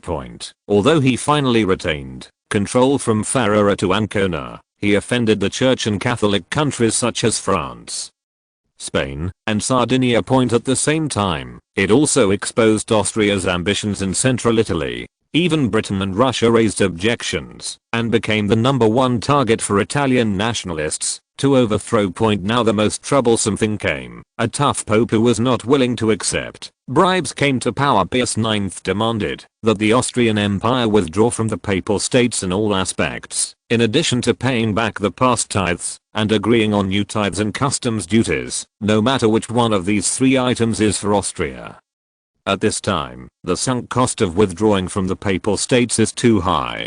This is equivalent to decades of hard work and tens of millions of florins. Useless effort. The sky-high cost of back paying tithes is also unacceptable to Austria. As for the Pope's intention to touch Austria's tithes, he is affecting everyone's interests, and no one can accept it. There was no solution to this situation. France could not give in, and the Pope would not give in either. But fortunately, the latter's attack surface was too wide, so the only ones who came to add insult to injury were the British, who believed in the Anglican Church. Pius IX also disliked the British. He wrote a letter asking Queen Victoria to dissolve the Anglican Church and expel the Protestant Prince Albert, and then re-swore allegiance to the Holy See. As a reward, Pius IX would personally its coronation. As a result, he succeeded in overcoming the King of Understanding, who only talked about interests. The latter was directly asked out of the Vatican by the Swiss guards because he said too many dirty words. Later, as the successor, Viscount Stratford, his defense was broken again, and this time he almost hit the holy driver. Chapter 768. Incompetent fury. As Prime Minister, Robert Peel was very puzzled as to how two mature diplomats could do something so substandard. But when he learned the details, he even hesitated for a second between war and peace, and finally chose to tear up the letter to Queen Victoria. All the people on the European continent are freaks. Robert Peel was a little angry. At first, when he saw the Pope bombarding those Catholic countries, he thought this person was good, at least he could use it. However, Robert Peel had given up that idea at this time. If this madman really succeeded, he might launch another crusade. Robert Peel shook his head to clear away the images in his mind. Continuous natural disasters and increasing international challenges have caused the UK's economic growth to slow down significantly. Wars in southern Brazil, along the southeastern coast of Albania, and on the Indian subcontinent continued to drain British finances. In fact, the original purpose of these wars was to deflect domestic conflicts and use wars to stimulate the economy.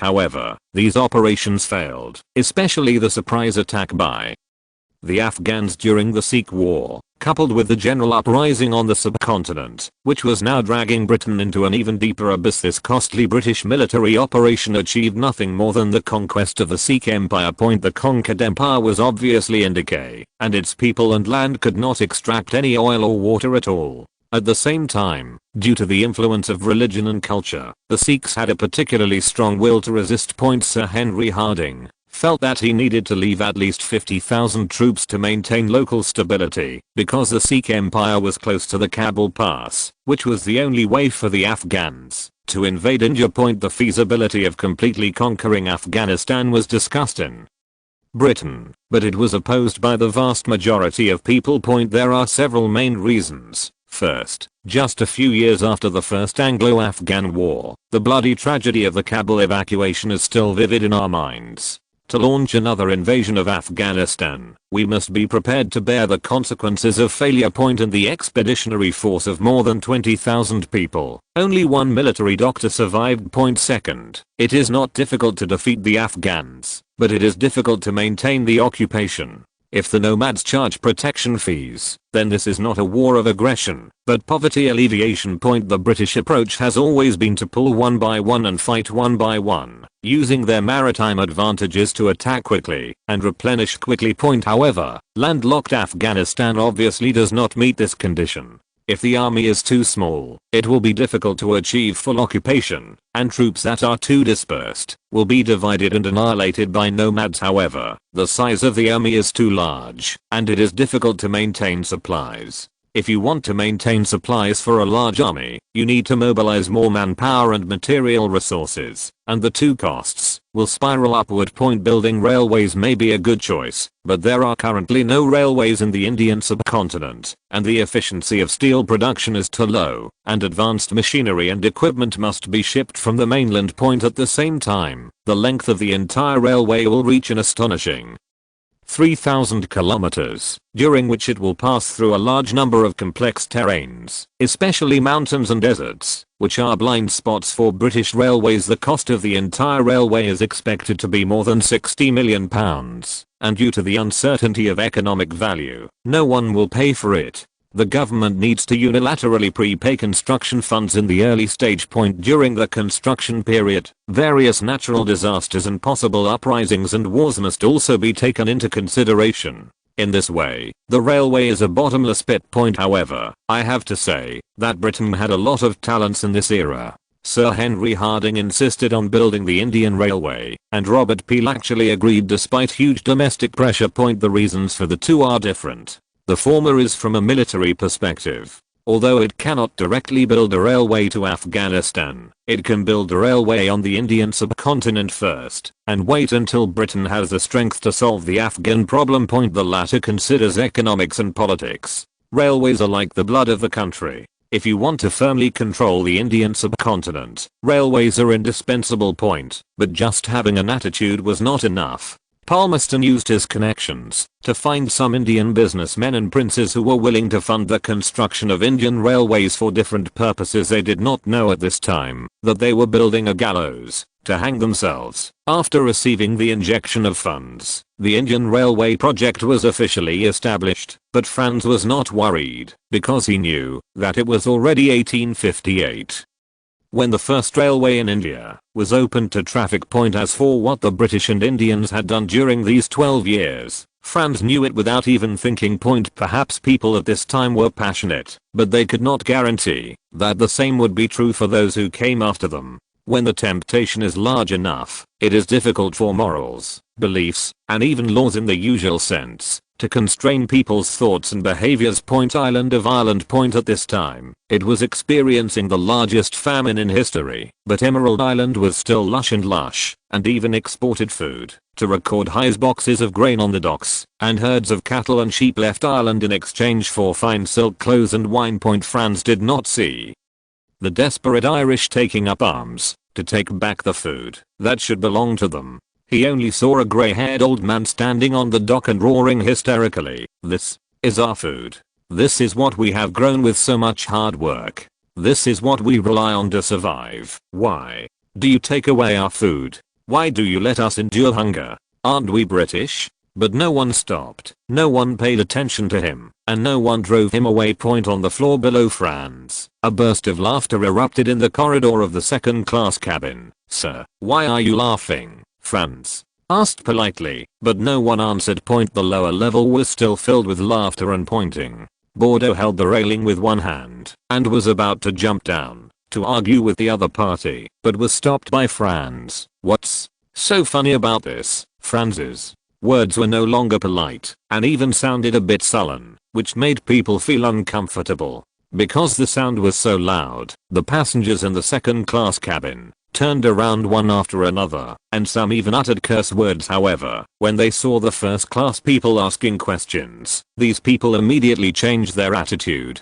They shut up their mouths and hid quietly. The guys who were looking for people with angry eyes now took off their hats in a friendly manner. "Salute. Good morning, sir. I'm sorry to have disturbed you, but it's all the Irishman's fault." That guy O'Connell actually said he was British. How shameless. Aren't the Irish English?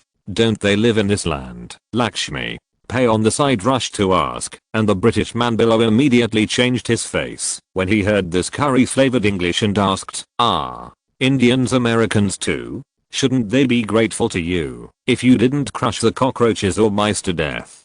Why should you ask for more? If you're listening to this novel on a channel other than Fanfic World, it means they downloaded and uploaded it without effort. We cordially invite you to visit our channel, Mundo Fanfic Novelos. There you'll find the original version of this story and you can explore many other novels of various genres. We're waiting for you to immerse yourself in a world of incredible novels. Chapter 769, Looking for Hope. Franz didn't say anything, just listened to the Irishman's feeble struggle on the dock, and looked at the Englishman in front of him with a sneer on his lips. The latter's eyes met the former's. Franz had no interest in this low-level provocation, and did not even bother to respond.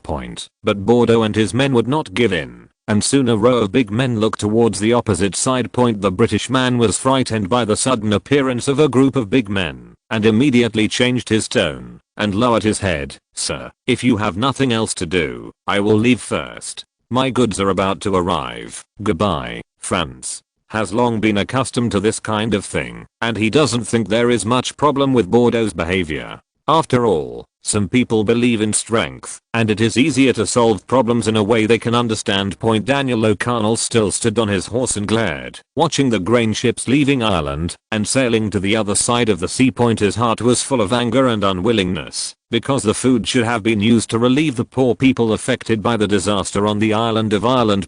However, the reality is that due to the poor potato harvest this year, food prices have increased in various countries, with the UK experiencing the largest increase. This is naturally indispensable to the contributions of those wealthy men. In fact, the agricultural harvest in the entire Western Europe in the past 2 years has not been very good. According to predictions by British agriculturalists, the situation may not improve in the next few years. As a result, demons and ghosts showed their talents, major grain merchants began to stock up, bankers injected capital, and government officials also provided support. The price of wheat rose rapidly from 35 shillings per quarter in early 1844 to 61 shillings per quarter in late 1846. A quarter is a quintal, which is 100 kilograms. However, even if the price of wheat does not rise, the Irish people will not be able to afford it. After all, the per capita income of Irish people in many areas is less than £5, and this number will continue to decline with the advent of famine. Note, the income here is not net income, so various taxes and land rents need to be deducted.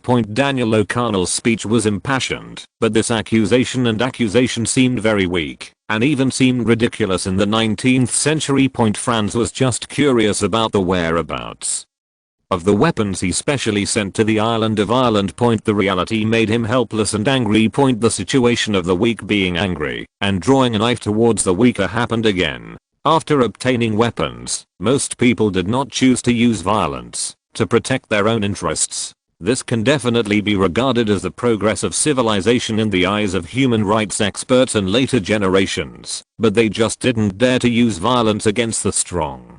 They turned their guns on their compatriots, the weaker ones who didn't have guns. Franz himself did not expect that he would unintentionally open a Pandora's box, in which all kinds of monsters would be released, causing more human tragedies than in the original history. Franz didn't know whether he was helping or doing evil, so he came in person and he wanted to take a look. Franz disembarked from Dublin and led the team all the way inland. The places he passed refreshed his outlook on life. The famine in Franz's imagination should be like bones lying in the wilderness, and no roosters crowing for thousands of miles. But the reality is that on the one hand, bundles of golden wheat are loaded onto carts and driven to the port, and on the other hand, there are men and women who are so hungry that they are naked looking for those abandoned ears of wheat and field mice on the road and in the fields. The motorcade passed a mother and daughter.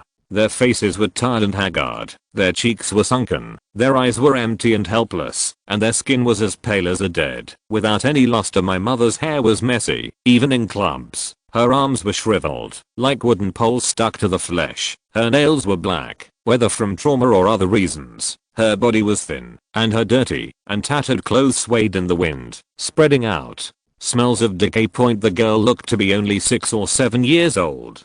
Her limbs were extremely slender, and she could hardly stand. She could only move forward by holding onto the corner of her mother's clothes. Her hair was sparse and disheveled, her head was lowered, and her eyes were looking for something aimlessly. There was no trace of childishness. As innocent as it should be. Every movement they made seemed very slow and painful. Finally, one of the accompanying soldiers couldn't bear it and unpacked his dry food and threw it to them. As a result, the poor mother and daughter were surrounded by others as soon as they got the dry food. As a result, not only did they not eat the food, but their teeth were broken. The soldier wanted to help, but there were too many people and he couldn't squeeze in. When he saw the miserable state of the mother and daughter, he couldn't help crying. At this time, the little girl with blood on her forehead came over, patted the soldier, and comforted him. This soldier's name is Hosenfeld. He was born into a Hessian noble family. He has participated in military training for 8 hours a day since he was 12 years old, all year round. Hosenfair felt that he was the most miserable and tired person, but until today he saw that there were people who will try their best just to survive. Colonel Bordeaux was a little embarrassed because Archduke Franz had already told him not to give out random charity. If you have to give alms, you must get out of the car and wait for the other person to finish the food before leaving. Sergeant Hosenfeld obviously violated the Archduke's order and almost caused the tragic death of 2 innocent passers-by. At the same time, he also allowed refugees to try to block the convoy and ruin the scheduled trip. But on the other hand, he told his men before he came that Archduke Franz was here to save people. In fact, the car was loaded with food. The mother and daughter were indeed pitiful. If they couldn't get food, they might die on the street tomorrow. In addition to Archduke Franz, there was also the Archbishop who came this time. He didn't know if he would bring some unnecessary trouble to Franz if he punished Sergeant Hosenfeld. Franz opened the car window and looked at his attendant helplessly. It seemed that the latter did not have the talent to handle such a thing. Please take them to Dr. Muller for treatment. Yes, Bordeaux, you stay. Let Silver go. Yes, Silver is considered one of Bordeaux's deputies and the company commander of the Royal Guard, with the rank of Major. Mr. Bordeaux, what are you going to do with Mr. Phil? Franz's tone was calm, which made Bordeaux a little confused. Hadn't he already decided to help the pair of victims? Franz looked at the other person's surprised look and knew what the other person was thinking. Is there any conflict between rescuing people and dealing with people who have made mistakes? No. What are you going to do? Disobedience on the battlefield is punishable by death. Let it go this time, but it won't happen next time. Yes. As a result, Sergeant Hosenfeld received 30 horsewhips and was sent home directly. In the carriage, Archbishop Prussia, who had been drowsy, finally opened his eyes and said, Archduke Franz, the weak are angry and draw their swords at the weaker. It seems that you have really unleashed a powerful demon this time. No, Archbishop. It should be the cowards who are cowardly and draw their swords on the weaker ones. There is nothing wrong with the weak. They are still worth saving. I believe that what finally flies out of Pandora's box must be hope. But before that we have to defeat those 99 demons. Chapter 770 The British's Relief for Work. Island of Ireland, Queen's Village. Scathach Jennings has lost a lot of weight, and the food in the cellar has been divided among the family. She began to seriously consider going to the workhouse. Although she might be selected to be sent to Australia to marry a criminal, there was really no food to eat at home. The 2 younger brothers were so hungry that they were skin and bones. Among the 2 younger sisters, the 13-year-old Ella was fine, but the 3-year-old Holika was often too hungry to sleep. Her eyes were deeply sunken and looked a bit scary. The eldest brother, Patrick, was away from home all day long, and all the farm work fell on his parents. Bandits began to appear in the countryside, and those people specialized in robbing poor people's villages. After all, the landlord has dogs, guns, and bodyguards at home, but usually poor people do not have these, so robbing the latter is obviously much safer than robbing the former. As a result, there are more and more poor people. At first, their village will try to provide relief, but as the food in the church cellar becomes less and less, they can only choose to sit on the sidelines, because they themselves can no longer survive. Finally, the robbers visited Queen Village, but fortunately there were guns and gunpowder in the church cellar. The men in the village took up arms and resisted desperately. After fighting for an unknown reason all night, no robbers dared to come to the village to cause trouble again. In fact, villagers generally don't know how to shoot, and most of them have night blindness. If the bandits don't hold torches, the villagers don't know where to shoot. In fact, the people who came to rob were also villagers from other villages. They just wanted to live and had no plans to fight desperately. If they were really desperados, they wouldn't only dare to rob poor villagers. After all, farmers don't have much money. However, the fierce fighting that night woke up all the surrounding landowners, and then they began to pay to hire children and women from various families to work in their manors. Not only were they given money, but they were also given food, so the villagers were just hungry, but not starving to death. or going to the streets to beg. Point of course, no one will take desperate risks.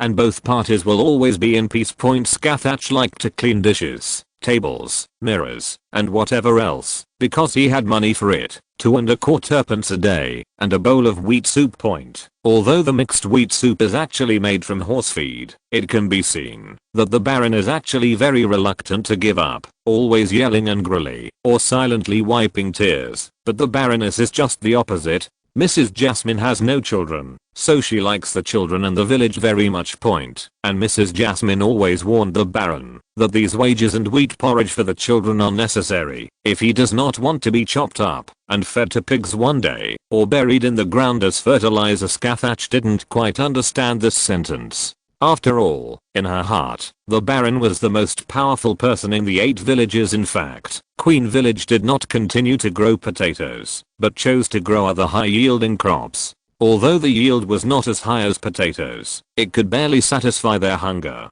In addition, the laborers could get some money, so they could barely survive. Point. Franz's exhortation was successful to a certain extent. In fact, research on Bordeaux mixture for controlling potato late blight has also been proven to be feasible. Point. It's just that the industrial capacity of the Austrian Empire is limited at this time. Although there is no problem supplying the very small disaster-stricken area of their own country, they may not be able to afford the price if they want to sell it to other countries. Moreover, Bordeaux mixture is not a high-end industrial product, and it is very difficult to imitate, making it a piece of cake for the great powers. Therefore, France is prepared to enjoy the technological dividends for a while longer and does not intend to let them spread prematurely. Point. Franz was generally disappointed as he walked through the land of Ireland. He saw almost no sign of resistance. Point. On the contrary, I encountered someone who dared to jump out and rob the caravan. In fact, anyone with a little knowledge would not take action against a caravan of this size. Point. This is not because the fleet is too large or the goods sold are strange, but mainly because there are too many people.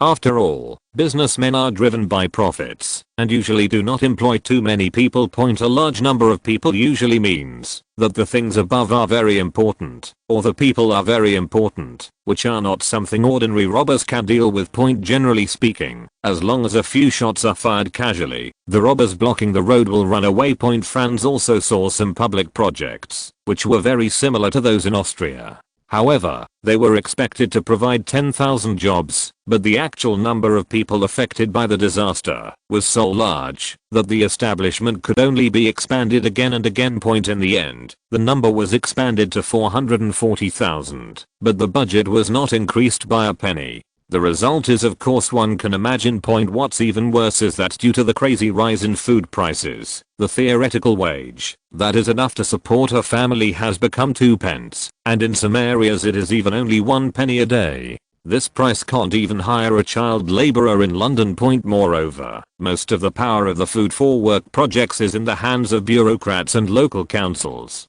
When they see that there is so much labor, they naturally expand the scale of the projects, which is the so-called intensification. Point. However, at this time, the vast majority of the Irish people had already been tortured by the famine and were malnourished and exhausted. These people were either skinny or bloated and simply could not bear the high-intensity physical labor. As a result, a strange phenomenon emerged, that is, a work for relief project that was heavily registered and strictly censored eventually turned into a sit-in protest. Point. As a result, the British approach not only failed to solve the famine problem, but also led to a large number of unfinished projects. In Ireland, France felt that it would not be long before these projects were unfinished. Point. After all, the project volume has far exceeded the government's budget, and the local government does not want to make up the difference. Point. Theoretically, this kind of wrangling should come to an end, but soon the entire UK will enter a greater crisis, a crisis planned by themselves. It seems the British learned very quickly. France sighed, but they don't seem to have learned the lesson, and they don't seem to want to save the Irish. Point. Your Highness, look at the wheat, cattle and sheep outside the window. The British are fully capable of solving the famine problem in Ireland. Even the so-called famine should not exist in the first place. Point. There is absolutely no need for you to come here. It is the British who are to blame. If you deliver those grains parked on the dock to the country, the people will definitely thank you for your kindness. Archbishop Prussia said earnestly, but Franz just smiled and did not answer. It was true that the ship carrying grain was parked on the shore, but how could those hungry people with only a few pennies in their hands afford it? In the past 2 years, the price of food in the UK has increased by 75%. In fact, the price of food in the UK has been rising since 1840. In 1844, it increased by 46% compared with 1840. Although grain prices in the Austrian Empire fluctuated, the trend had always been downward since 1840. As of the autumn of 1846, prices had dropped by 5%. Due to the fluctuations, the price of food in Austria is less than half of the price of food in the UK. Continuing to send food from these colonies to Austria will not increase happiness. Instead, it will make the farmers of the Austrian Empire hate it. Chapter 771, The Approaching Crisis. In fact, in recent years, the Austrian Empire, with Franz's agricultural reforms, has added a large amount of investment in agricultural machinery and chemical fertilizers. If it weren't for the constant natural disasters over the years and the explosive population growth, food production at this time would probably be in excess. Moreover, it was impossible for Franz to prevent Prussian and Russian grain from entering the Austrian market. Because grain exports were the top products of these two countries, and were the strongest rope for Austria to tie them to its own chariot. At this time, the area of newly reclaimed cultivated land was also increasing, and agricultural reform was also deepening. In the next 10 years, Europe's wheat yield per acre will double again, and this will end the era of famine. In fact, the wheat hybrid project led by Father Mendel is also constantly improving varieties. The new wheat has higher yield per mu, fewer pests and diseases, and has a stronger ability to adapt to the environment. In fact, Father Mendel preferred to cultivate other things than hybrid wheat, such as pumpkin-flavored watermelons, cucumber-flavored grapes and the like. Father Mendel was more concerned with yield than taste, but these things were too dark for Franz, so he didn't provide much support closer to home. The food produced by those colonies can only be fed to horses in Austria, and it may further cause the collapse of Austrian food prices. Selling it to the UK can not only make a lot of money, but also gain a good reputation. After all, France sold the grain to Ireland, but it was bought by the British. The fault was with the British, not France. In addition to the United Kingdom, food prices in France and Spain continue to soar, but Austria, which only has a few colonies, can keep food prices down. There is no reason for the world's first and second colonial empires to make their citizens unable to eat. There is only one reason that can be explained, and that is that someone is hoarding. France is not surprised that this practice has been common throughout human history. One of the reasons why no one in Austria dares to raise food prices is because of the establishment of the German Customs Union, the Apennine Customs Union, and the Russian-Austrian Friendship Alliance. The market mechanism is relatively complete. At the same time, the plate is too big for ordinary people to eat. Another reason is that Franz once took action to regulate grain prices. Repeatedly, all businessmen with such ideas were bankrupted. As for the bankers headed by Solomon, they were even more uneasy at this time, and they did not dare to go against the Imperial family. Coupled with the establishment of the central bank, the era of individual bankers had come to an end. As for why it has to be sold to the UK instead of France and Spain, understand the 200% import tariff. Trade protection is not just talk. Although Spain's customs is ineffective, and although there are a large number of smugglers in Belgium and Bavaria who are willing to do it for them, transportation capacity has to be sacrificed for the sake of concealment. After all, no one knows whether the other party will take advantage of the situation if pressed. At the same time, although you can avoid tariffs by doing this, you can't escape commissions, and when these grains are shipped to the UK, they can make a huge profit, even if they are sold at low prices. The British corn laws had just been abolished, and the only people who could compete with Austria for the market were the Americans. Although the price of food in Prussia and Russia is low, the shipping capabilities of the two countries are hard to describe. If the transportation work is contracted to the British, they will become wage earners, and it is better to continue to sell food to Austria. Although the British crisis is getting worse step by step, they still need a little help. For example, grain prices plummeted, causing grain merchants to liquidate their warehouses. So is it okay for those grain merchants not to buy Austrian grain? The answer is that it's useless, because if you don't buy it, there are people who do.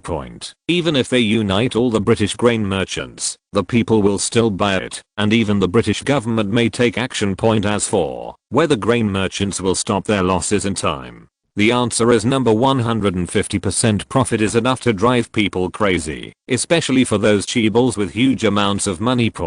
So people who are hoarding have only one option, and that is to eat all the food before everyone reacts. In fact, dozens of ships of food are just a small case in their eyes, and most of them even believe that the disaster will continue. Franz had no interest in correcting their wrong ideas. He only wanted to find people worth saving to do business with, or to send people to the Austrian mainland or colonies. Although it is impossible for Austria to absorb all the Irish disaster victims, and it will even cause certain chaos in the mainland and colonies, it can also bring relatively cheap labor, which can promote Austria's industrial development for a period of time. At the same time, the reduction in the immigrant population will be an irreparable loss for the United States, and when those Irish who took refuge in Austria return to the UK, it will have a serious impact on the local society. This is the dividing line between planned economic crisis. Finally, a less dilapidated village appeared in front of me. In fact, it was similar to other villages. They were all thatched roofs, and had earthen walls. The houses were arranged crookedly. The construction level was almost the same as that of the Middle Ages. However, the people in the village were still energetic. When they saw the caravan, they did not flee in panic, nor did they kneel down to beg, or turned a blind eye. Instead, each family began to go back to the house and rummage through the cabinets, hoping to find something that could be used for exchange. There are also bold villagers who ask if they need fodder for their animals, or if they need accommodation. In fact, Franz also saw some crops that did not belong to the island of Ireland. They must have been left behind before the priests withdrew. Franz thought of many ways and tried many plants, but at this time there was still no plant that could replace potatoes. As soon as Franz stepped out of the carriage, a little boy ran over holding a shiny stone. "Sir, can I trade these gems with you for some food?" Franz picked up a piece and played with it in his hand. The so-called gems were most likely just pebbles that could be seen everywhere, but they were very round and smooth. Franz nodded and took out a paper bag containing a few dry and hard biscuits. Although these cookies didn't taste good, they were very good at fighting hunger. As for why they didn't give them compressed biscuits, it was because they were afraid of choking them to death. After all, the children were too young, and compressed biscuits didn't seem to be very good at resisting hunger. The little boy ran home quickly. Scathach Jennings was studying how to eat the red wheat grains. At that time, she didn't know how the priests made them into pancakes. However, poor people have their own ways of slowing down and simmering in the fire. After a while, a pot of porridge mixed with vegetable leaves and unmalted sorghum was ready. Scathach scooped out a spoonful and put it in his mouth and chewed it. There was an impatient expression on his face, but he still decided to swallow it reluctantly. As a result, his throat hurt, as if it had been cut by a razor blade. In order not to waste the food, she still covered her mouth and did not spit it out. There was a painful expression on her face, but she spoke to her younger siblings in a flash. "It's not cooked enough. It will be better if it is cooked for a while." Chapter 772 Big Collapse. February 1847, City of London, England.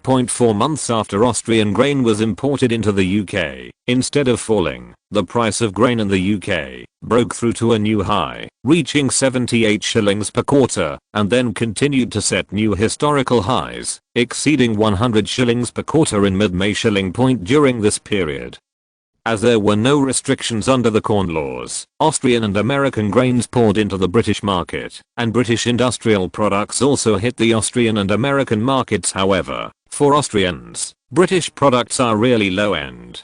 Fortunately, there are Hungarians who buy British products at all costs. Austria's top leaders also acquiesced to this fact. After all, only selling but not buying would make the British blacklisted. In fact, British fur products were also relatively popular in Europe during this period, and high quality coal was also well received. In particular, anthracite has an irreplaceable role in blast furnace smelting and the chemical industry. It is also the best fuel for the military at this time, otherwise the navy with black smoke would be easily discovered. On the American side, British goods were severely beaten. Northern factory owners strongly opposed allowing British goods to continue to enter the US market, while the South hoped that further reductions in tariffs would help them export grain and cotton. As the toughest president in the history of the United States, James Polk naturally chose to raise tariffs forcefully, and Britain naturally responded immediately with retaliatory tariffs. There is almost no obstacle to the British Parliament passing this resolution. After all, the entry of American food into the UK has harmed the interests of too many people. Although the southern states were dissatisfied, they could only replant those wheat fields with cotton because the price of food in Austria was lower and there were no restrictions from high tariffs. Most of Austria's grain exports to Britain came from the colonies, and the balance was made up with Hungarian grain and Russian grain. The quantity of these exported grains has been carefully calculated so that the British will not be unable to eat it. The excess will not be sold in the domestic market, but will be stored. Therefore, domestic food prices remain stable and upward. Because Prussia suffered a disaster, the price of food in Prussia increased, and the price of food in Austria also increased. However, the Austrian government did not choose to bring the exported grain back to the country to stabilize prices, because it was so good to make extra money from exports. They had never seen so much money in their lives, and at present, the price is completely within the acceptable range. In fact, with the increase in the national income of the Austrian Empire over the years, food prices have been on the low side. An appropriate increase in food prices will help mobilize the enthusiasm of agriculture.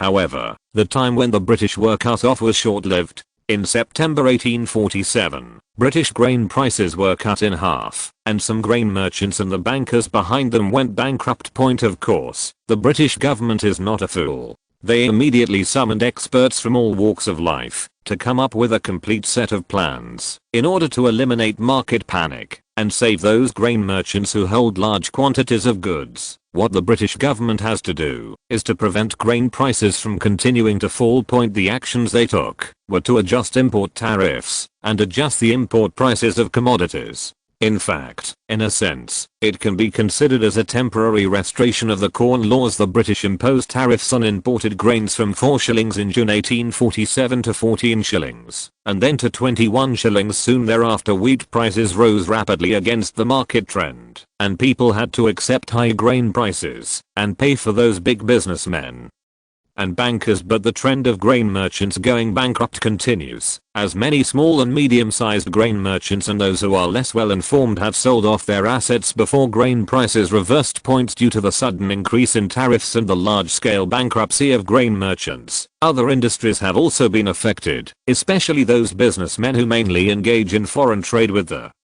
United States, Austria and other countries. Bankruptcies and runs occurred simultaneously, and the Bank of England had to raise discount rates, which directly triggered panic in the banking industry. At the same time, some big businessmen with a keen sense of smell began to cash out and leave the market. At this time, the weakness of the UK's insufficient gold reserves, or insufficient bank reserves, was exposed. The Bank of England can only raise funds to deal with the current crisis by selling bonds. However, as the saying goes, good fortune never comes alone, and misfortune never comes alone.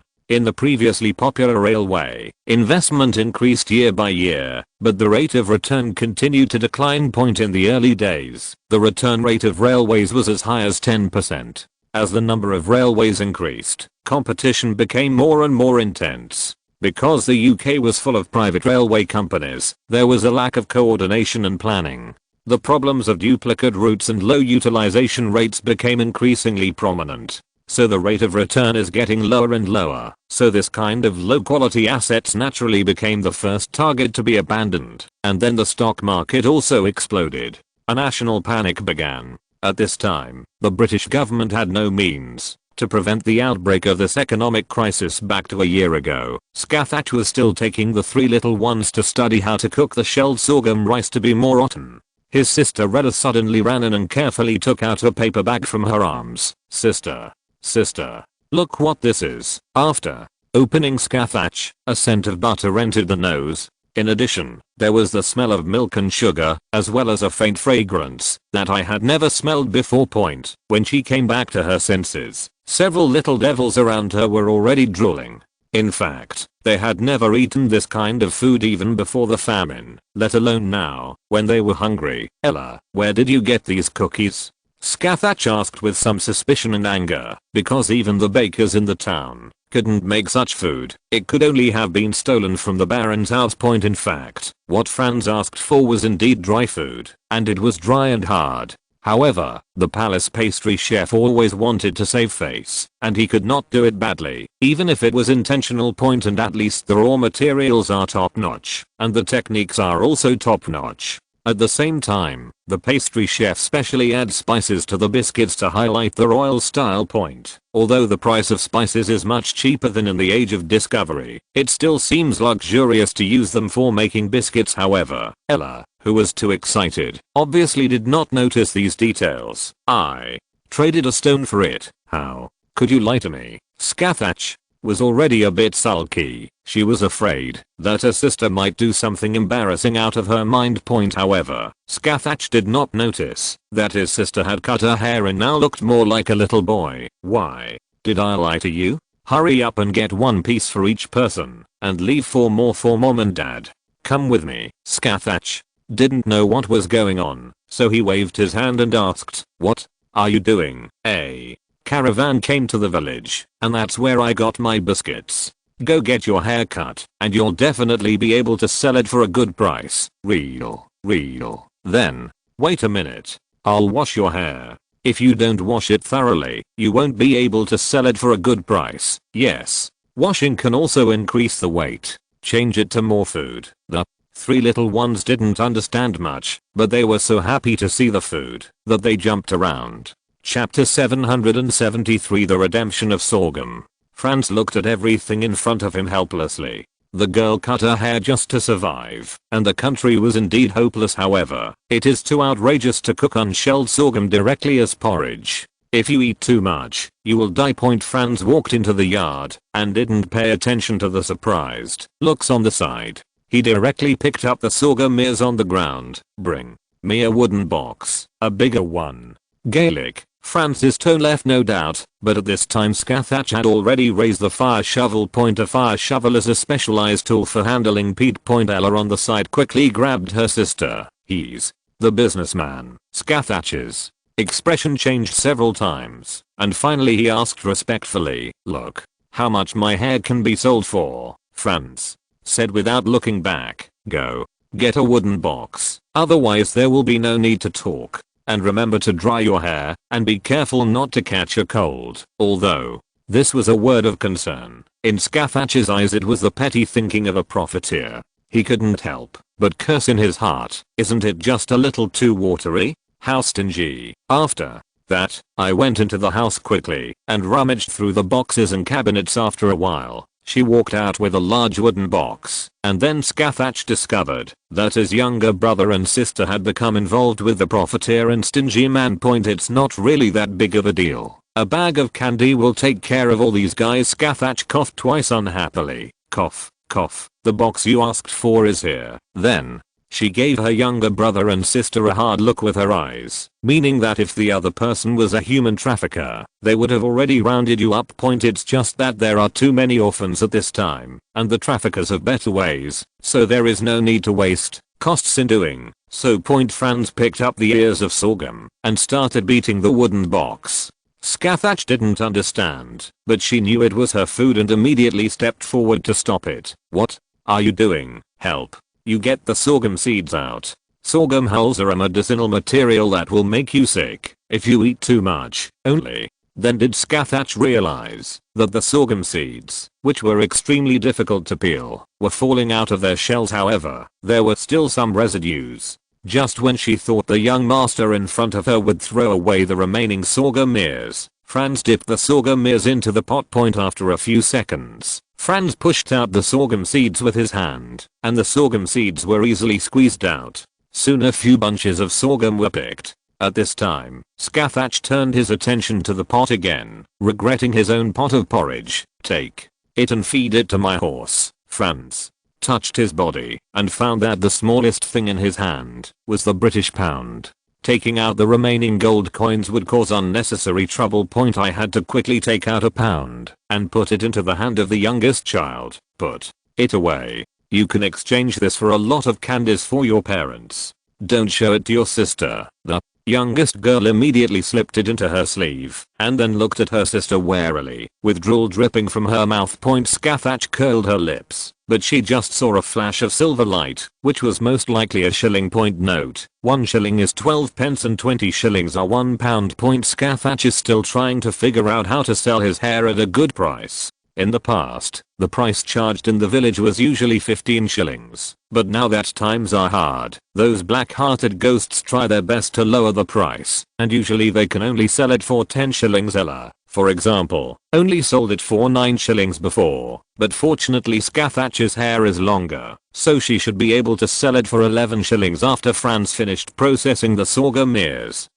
He emptied the previous pot, then put in water for stewing. Soon the aroma came out from the cracks in the pot lid. It cooks much better than you. Mickey and Tommy complained in unison, and the two sisters on the side also agreed. While waiting, Franz pulled apart the outer skin of the sorghum stalks and handed them to the surrounding audiences in sections. Everyone didn't know why, so Franz could only demonstrate it himself. The sorghum stalks are edible and have a slightly sweet taste, and the remaining dregs can be put together to make chewing wine. Crucible is something that seems dark to modern people, but it was considered an extremely high quality tribute in Japan in the past. However, Franz did not teach them how to make chewing wine. After all, this kind of behavior is difficult to accept in Europe. The slightly sweet sorghum stalks quickly conquered everyone. After all, Irish people rarely eat sweet things, although Britain was the world's largest sugar importer at this time, and had the highest per capita sugar consumption in the world. This had nothing to do with the Irish, who usually could only find sweetness in potatoes and flowers. However, eating too much sorghum stalks is not good for the body, so Franz still has to teach them how to make wine. Teach you another good way to make money. The spectators on the side were busy chewing sorghum stalks, so Franz could only emphasize his tone. Want to hear it? Think it's just that the Eastern brewing process is a bit dark in the eyes of Westerners, especially the wine koji that Franz brought out. The children, including Scathach, wanted to put it in their mouths and taste it.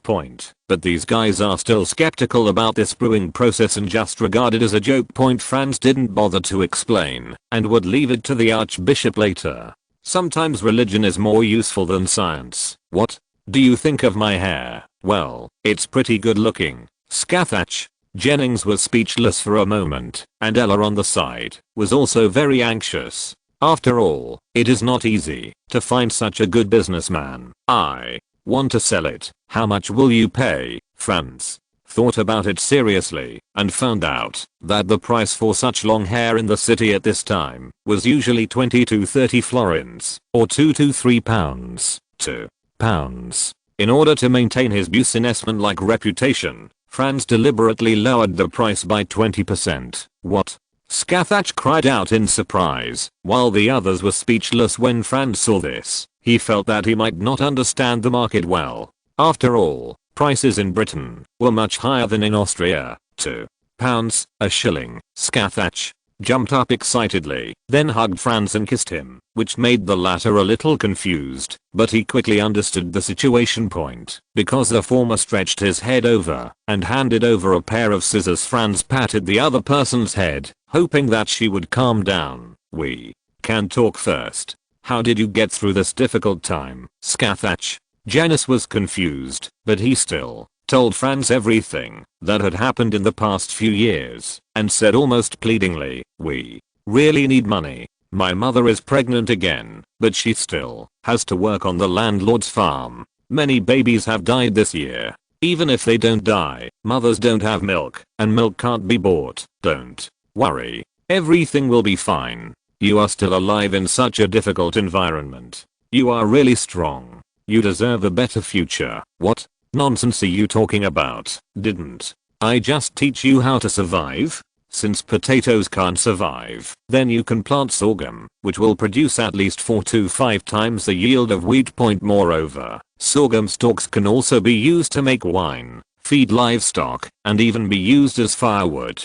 But this can only guarantee you a minimum survival. If you want to live well, you still need to pay more. Chapter 774 Fire. Ireland, Queen's Village. In a small courtyard, Franz and Jennings' family were eating porridge made from sorghum, rice and beans. In fact, Franz doesn't cook much, and his skill is naturally not very high. However, he hasn't eaten this kind of rice for more than 10 years, so he still eats it with gusto.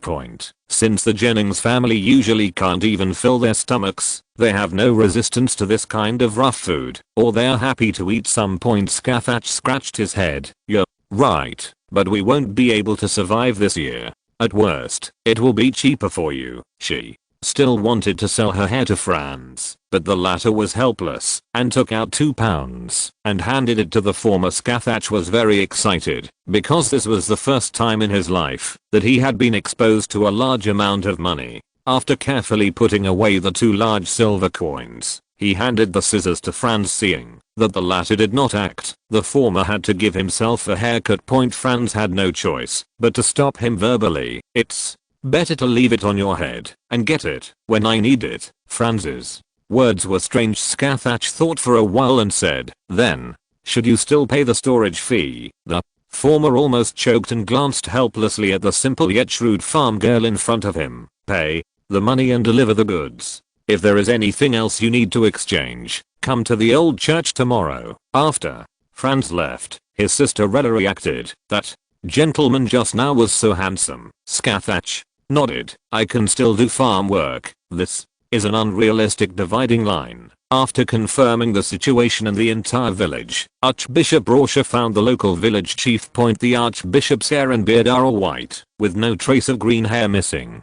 He has a kind face and a big belly, but what is not commensurate with his body shape is a pair of bright and deep eyes, which feel full of the light of wisdom. There is a temperament in every gesture that makes people unconscious. He bowed his head and listened. Prussia said he wanted to borrow the abandoned church in the village, and the old village chief agreed almost without thinking. The former said he hoped all the villagers would come, and the latter also agreed. After that, he was so busy that he was so active that he even surprised himself. When the villagers came to the church with their private treasures, they found that the wealthy old businessman had turned into a kind-hearted old monk. Although Franz was quite critical of Archbishop Prussia, it was undeniable that the old sage's sermons were more than enough to deal with a few villagers in a lifetime, and even made some people burst into tears and immediately began to repent. Every word that the archbishop spoke thereafter was the product of the finest demagogues in Austria.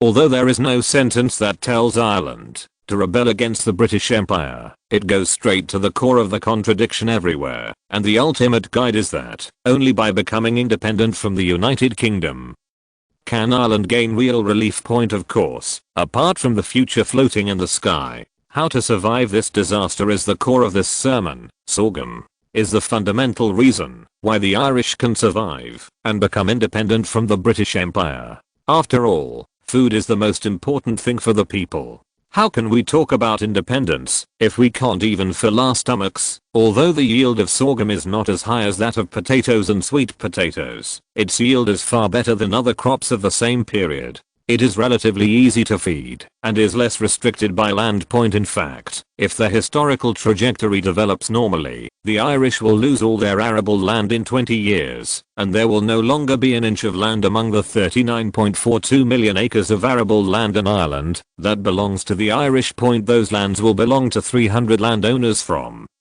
the UK, some of whom have never set foot on Irish soil in their lives. In this life, Franz will leave some fire on the island of Ireland and prevent their inheritance from being cut off. As for whether to remain silent until death or to break out and fight, it depends on their own choice. There are actually many political parties on the island of Ireland. They all feel that they are very radical, and the history books written by the British also describe them as very radical.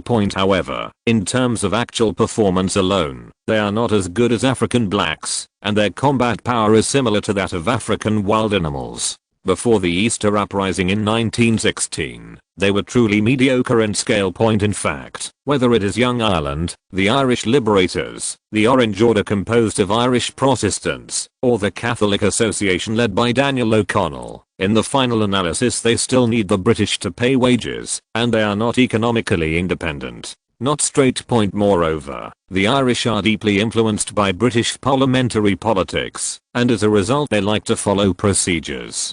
To put it simply, the thunder is loud and the raindrops are light. Many actions may seem grand, but in fact they are insignificant. On the contrary, although the League of Defenders, funded by the French, had a small number of people, it was able to fight several times. However, with the fall of the July dynasty and the rise of Napoleon III, the relationship between Britain and France shifted from confrontation to cooperation, and this organization naturally collapsed. Due to the oppression of the British, countless resistance and protest organizations were born in Ireland, but they were difficult to survive for a long time before World War I. What if the Irish could feed themselves? What if the Irish tried to develop industry and agriculture, and wanted to turn over? What if a strong leader emerged among them? Franz was still very interested in experimenting with the British Empire. As for whether Ireland succeeded or failed, they should be grateful to France for at least giving them a chance. In fact, whether it is a radical violent uprising, or a so-called peaceful protest, it is a drain on Britain's national power. Generally speaking, it will not have much impact, but the premise is that the UK can remain strong without external interference. However, France obviously would not stand idly by. Or there would eventually be a war between Austria and the British Empire in the future, and it was impossible to stay aloof. Therefore, France needs some people to live strong, and they will continue to provide raw materials and motivation for those resistance organizations. At the same time, he also needed to take away a group of people, because he didn't want another potential enemy to become too powerful. In fact, those Irish people who have been to Austria will become the best propagandists, no matter how much grain France transports to the island of Ireland. As for why food is not distributed for free, first of all, it is to destroy the British economy, and secondly, to make the Irish jealous, at least to let them know who is cutting off their livelihood. However, the carrying capacity of Austria itself is limited, and war will break out soon. So most of the Irish rescued will be sent to the colonies. Of course, Austria will not do it personally when sending to colonies, so an agent is needed. Such as the furious Mr. Daniel O'Connell on the dock. This old gentleman has been involved in parliamentary politics all his life, and the British military and police can't do anything about the ribbon he wears, but words alone cannot change the status quo, and no matter how frugal the Irish are, they cannot conjure food out of thin air. However, the food problem is not a difficult problem for France. Chapter 775 Distinguished Guests Visit. Most of Austria's colonies are land. As long as someone is willing to cultivate it, he is willing, even if he does not pay taxes for 5 years. He can even provide him with agricultural tools, seeds, food, accommodation, medical care, education and necessary security. However, even with such generous conditions, France could not get many Europeans to develop colonies except for California and Namibia, because the two places have rich mineral deposits. In theory, as long as they work for a few years, they can open a small business and make a living. That's why France was crazy about attracting people from Japan and India. Fortunately, the two countries had a lot of people but little land, and there was serious conflict. Instead of any resistance, they even took the initiative to lower prices in order to maintain long-term trade and expand the scale of cooperation. However, the colonies still hope to have more white immigrants so that the differences in language, culture, and race can be smaller. In fact, in the future, France will gradually reduce the number of Irish people. One is to make Austria's colonial society more stable, and the other is to let them go back and forth wherever they come from, causing instability in British society. Archbishop Roche's sermon in Queen's Village was very successful, but after talking so much about the future, ideals and methodology, there is still something practical to do. For example, there was enough food for them to survive the winter, as well as draft horses and carriages. that were somewhat luxurious for them. After the Catholic Emancipation Act of 1829, the British lifted the restrictions on Irish people being able to keep horses. Maybe the Irish needed a little injection of original capital. In fact, these draft horses and carriages were of no use to Franz and his party. What they have to do is to leave the island of Ireland quickly. The Archbishop will lead a large team of people to toss and promote all the way, and then leave from Corkport. Franz will take the previously planned route and take the bus from an inconspicuous small port, leaving on an Austrian ship under the American flag. Austria captured many American ships and prisoners in the previous US-Mexican War, and it was not too difficult to do this as the two countries bordered. In fact, generally speaking, even if they leave with great fanfare, the British cannot react. But Franz didn't want to bet, because it was pointless. If he won, he wouldn't get more, and if he lost, it would cause unnecessary trouble. Although Mrs. Sophie felt that Franz was imitating Peter the Great and preparing to add more color to his legend, in fact Franz just wanted to be a witness. Peter's incognito private visit is different from the history fabricated by a certain king dynasty, the only two great emperors in Russian history. The other was Catherine the Great, really went to Europe for inspection after ascending the throne. Even Sweden, which is at war in the end, after the reforms of Peter I, Russia had the strength to compete with Western civilization for the first time, and at the same time it avoided the fate of becoming a Swedish state. At that time, the Swedes beat the Russians very badly, and the capitulationists once dominated the mainstream. Peter I laid the foundation for almost all aspects of modern Russian politics, economy, culture, education, science, and technology. At the same time, the 14-point principles of the Peter's Edict have almost become the core of Russia's strategy in later generations, and even today conspiracy theorists are still talking about it. The most terrifying thing is that when you use Peter's Edict to explain Russia's grand strategy, it can almost perfectly confirm each other. Peter's last edict has been mentioned several times in books before. If you have time, write it down in the author's words, or publish a free chapter of it. As for Archbishop Prussia, he really likes to preach on British soil. After all, when people are poor, their faith is relatively pure. Moreover, he is 68 years old this year. If he could die while preaching in Ireland, the church would have to canonize him as a saint. In this era, where the average age is less than 30 years old, living to be over 60 years old is definitely considered a long life.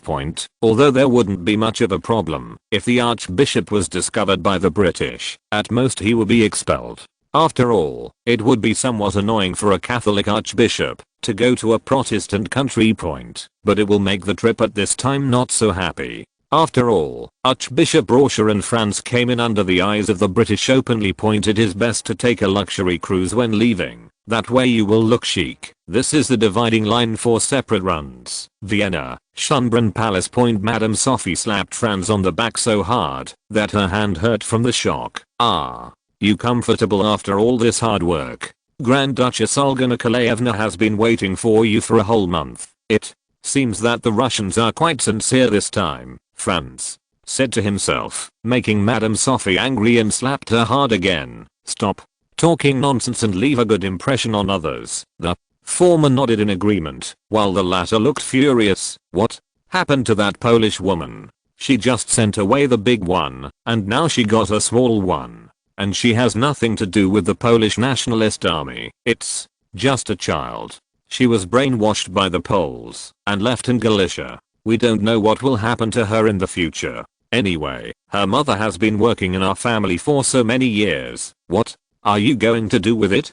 Don't bring it to the palace, Mrs. Sophie looked distressed, as if the pig she had raised for many years was about to be slaughtered, but had eaten poisonous mushrooms. Sent to school for re-education, of course. Mrs. Sophie thought of the unreliable tutor and couldn't help but sigh. Don't you have some good people around you? Franz was also helpless. He was surrounded by either magicians or bureaucrats, or businessmen and playboys. As for those scientists, they have too many quirks and very strange thinking. If they really use these people, to manage things outside their own disciplines. He will be pissed to death. Archduke Karol's family are all soldiers, but Baron Bruck is loyal and capable, but he has no skills at all. As for Jewish families such as Sinner and Artiles, France is currently unable to elevate them to a high position. Generally speaking, the abilities of college students who pass the selection are only mediocre, which makes them more than adequate as grassroots officials and rural teachers, but they appear to be insufficient in ability. If they go up further, after all, there are still few hidden gems in the ocean, and many people have become quite unstable due to the influence of nationalist trends. The few remaining people were sent to the Imperial Central Bank by France.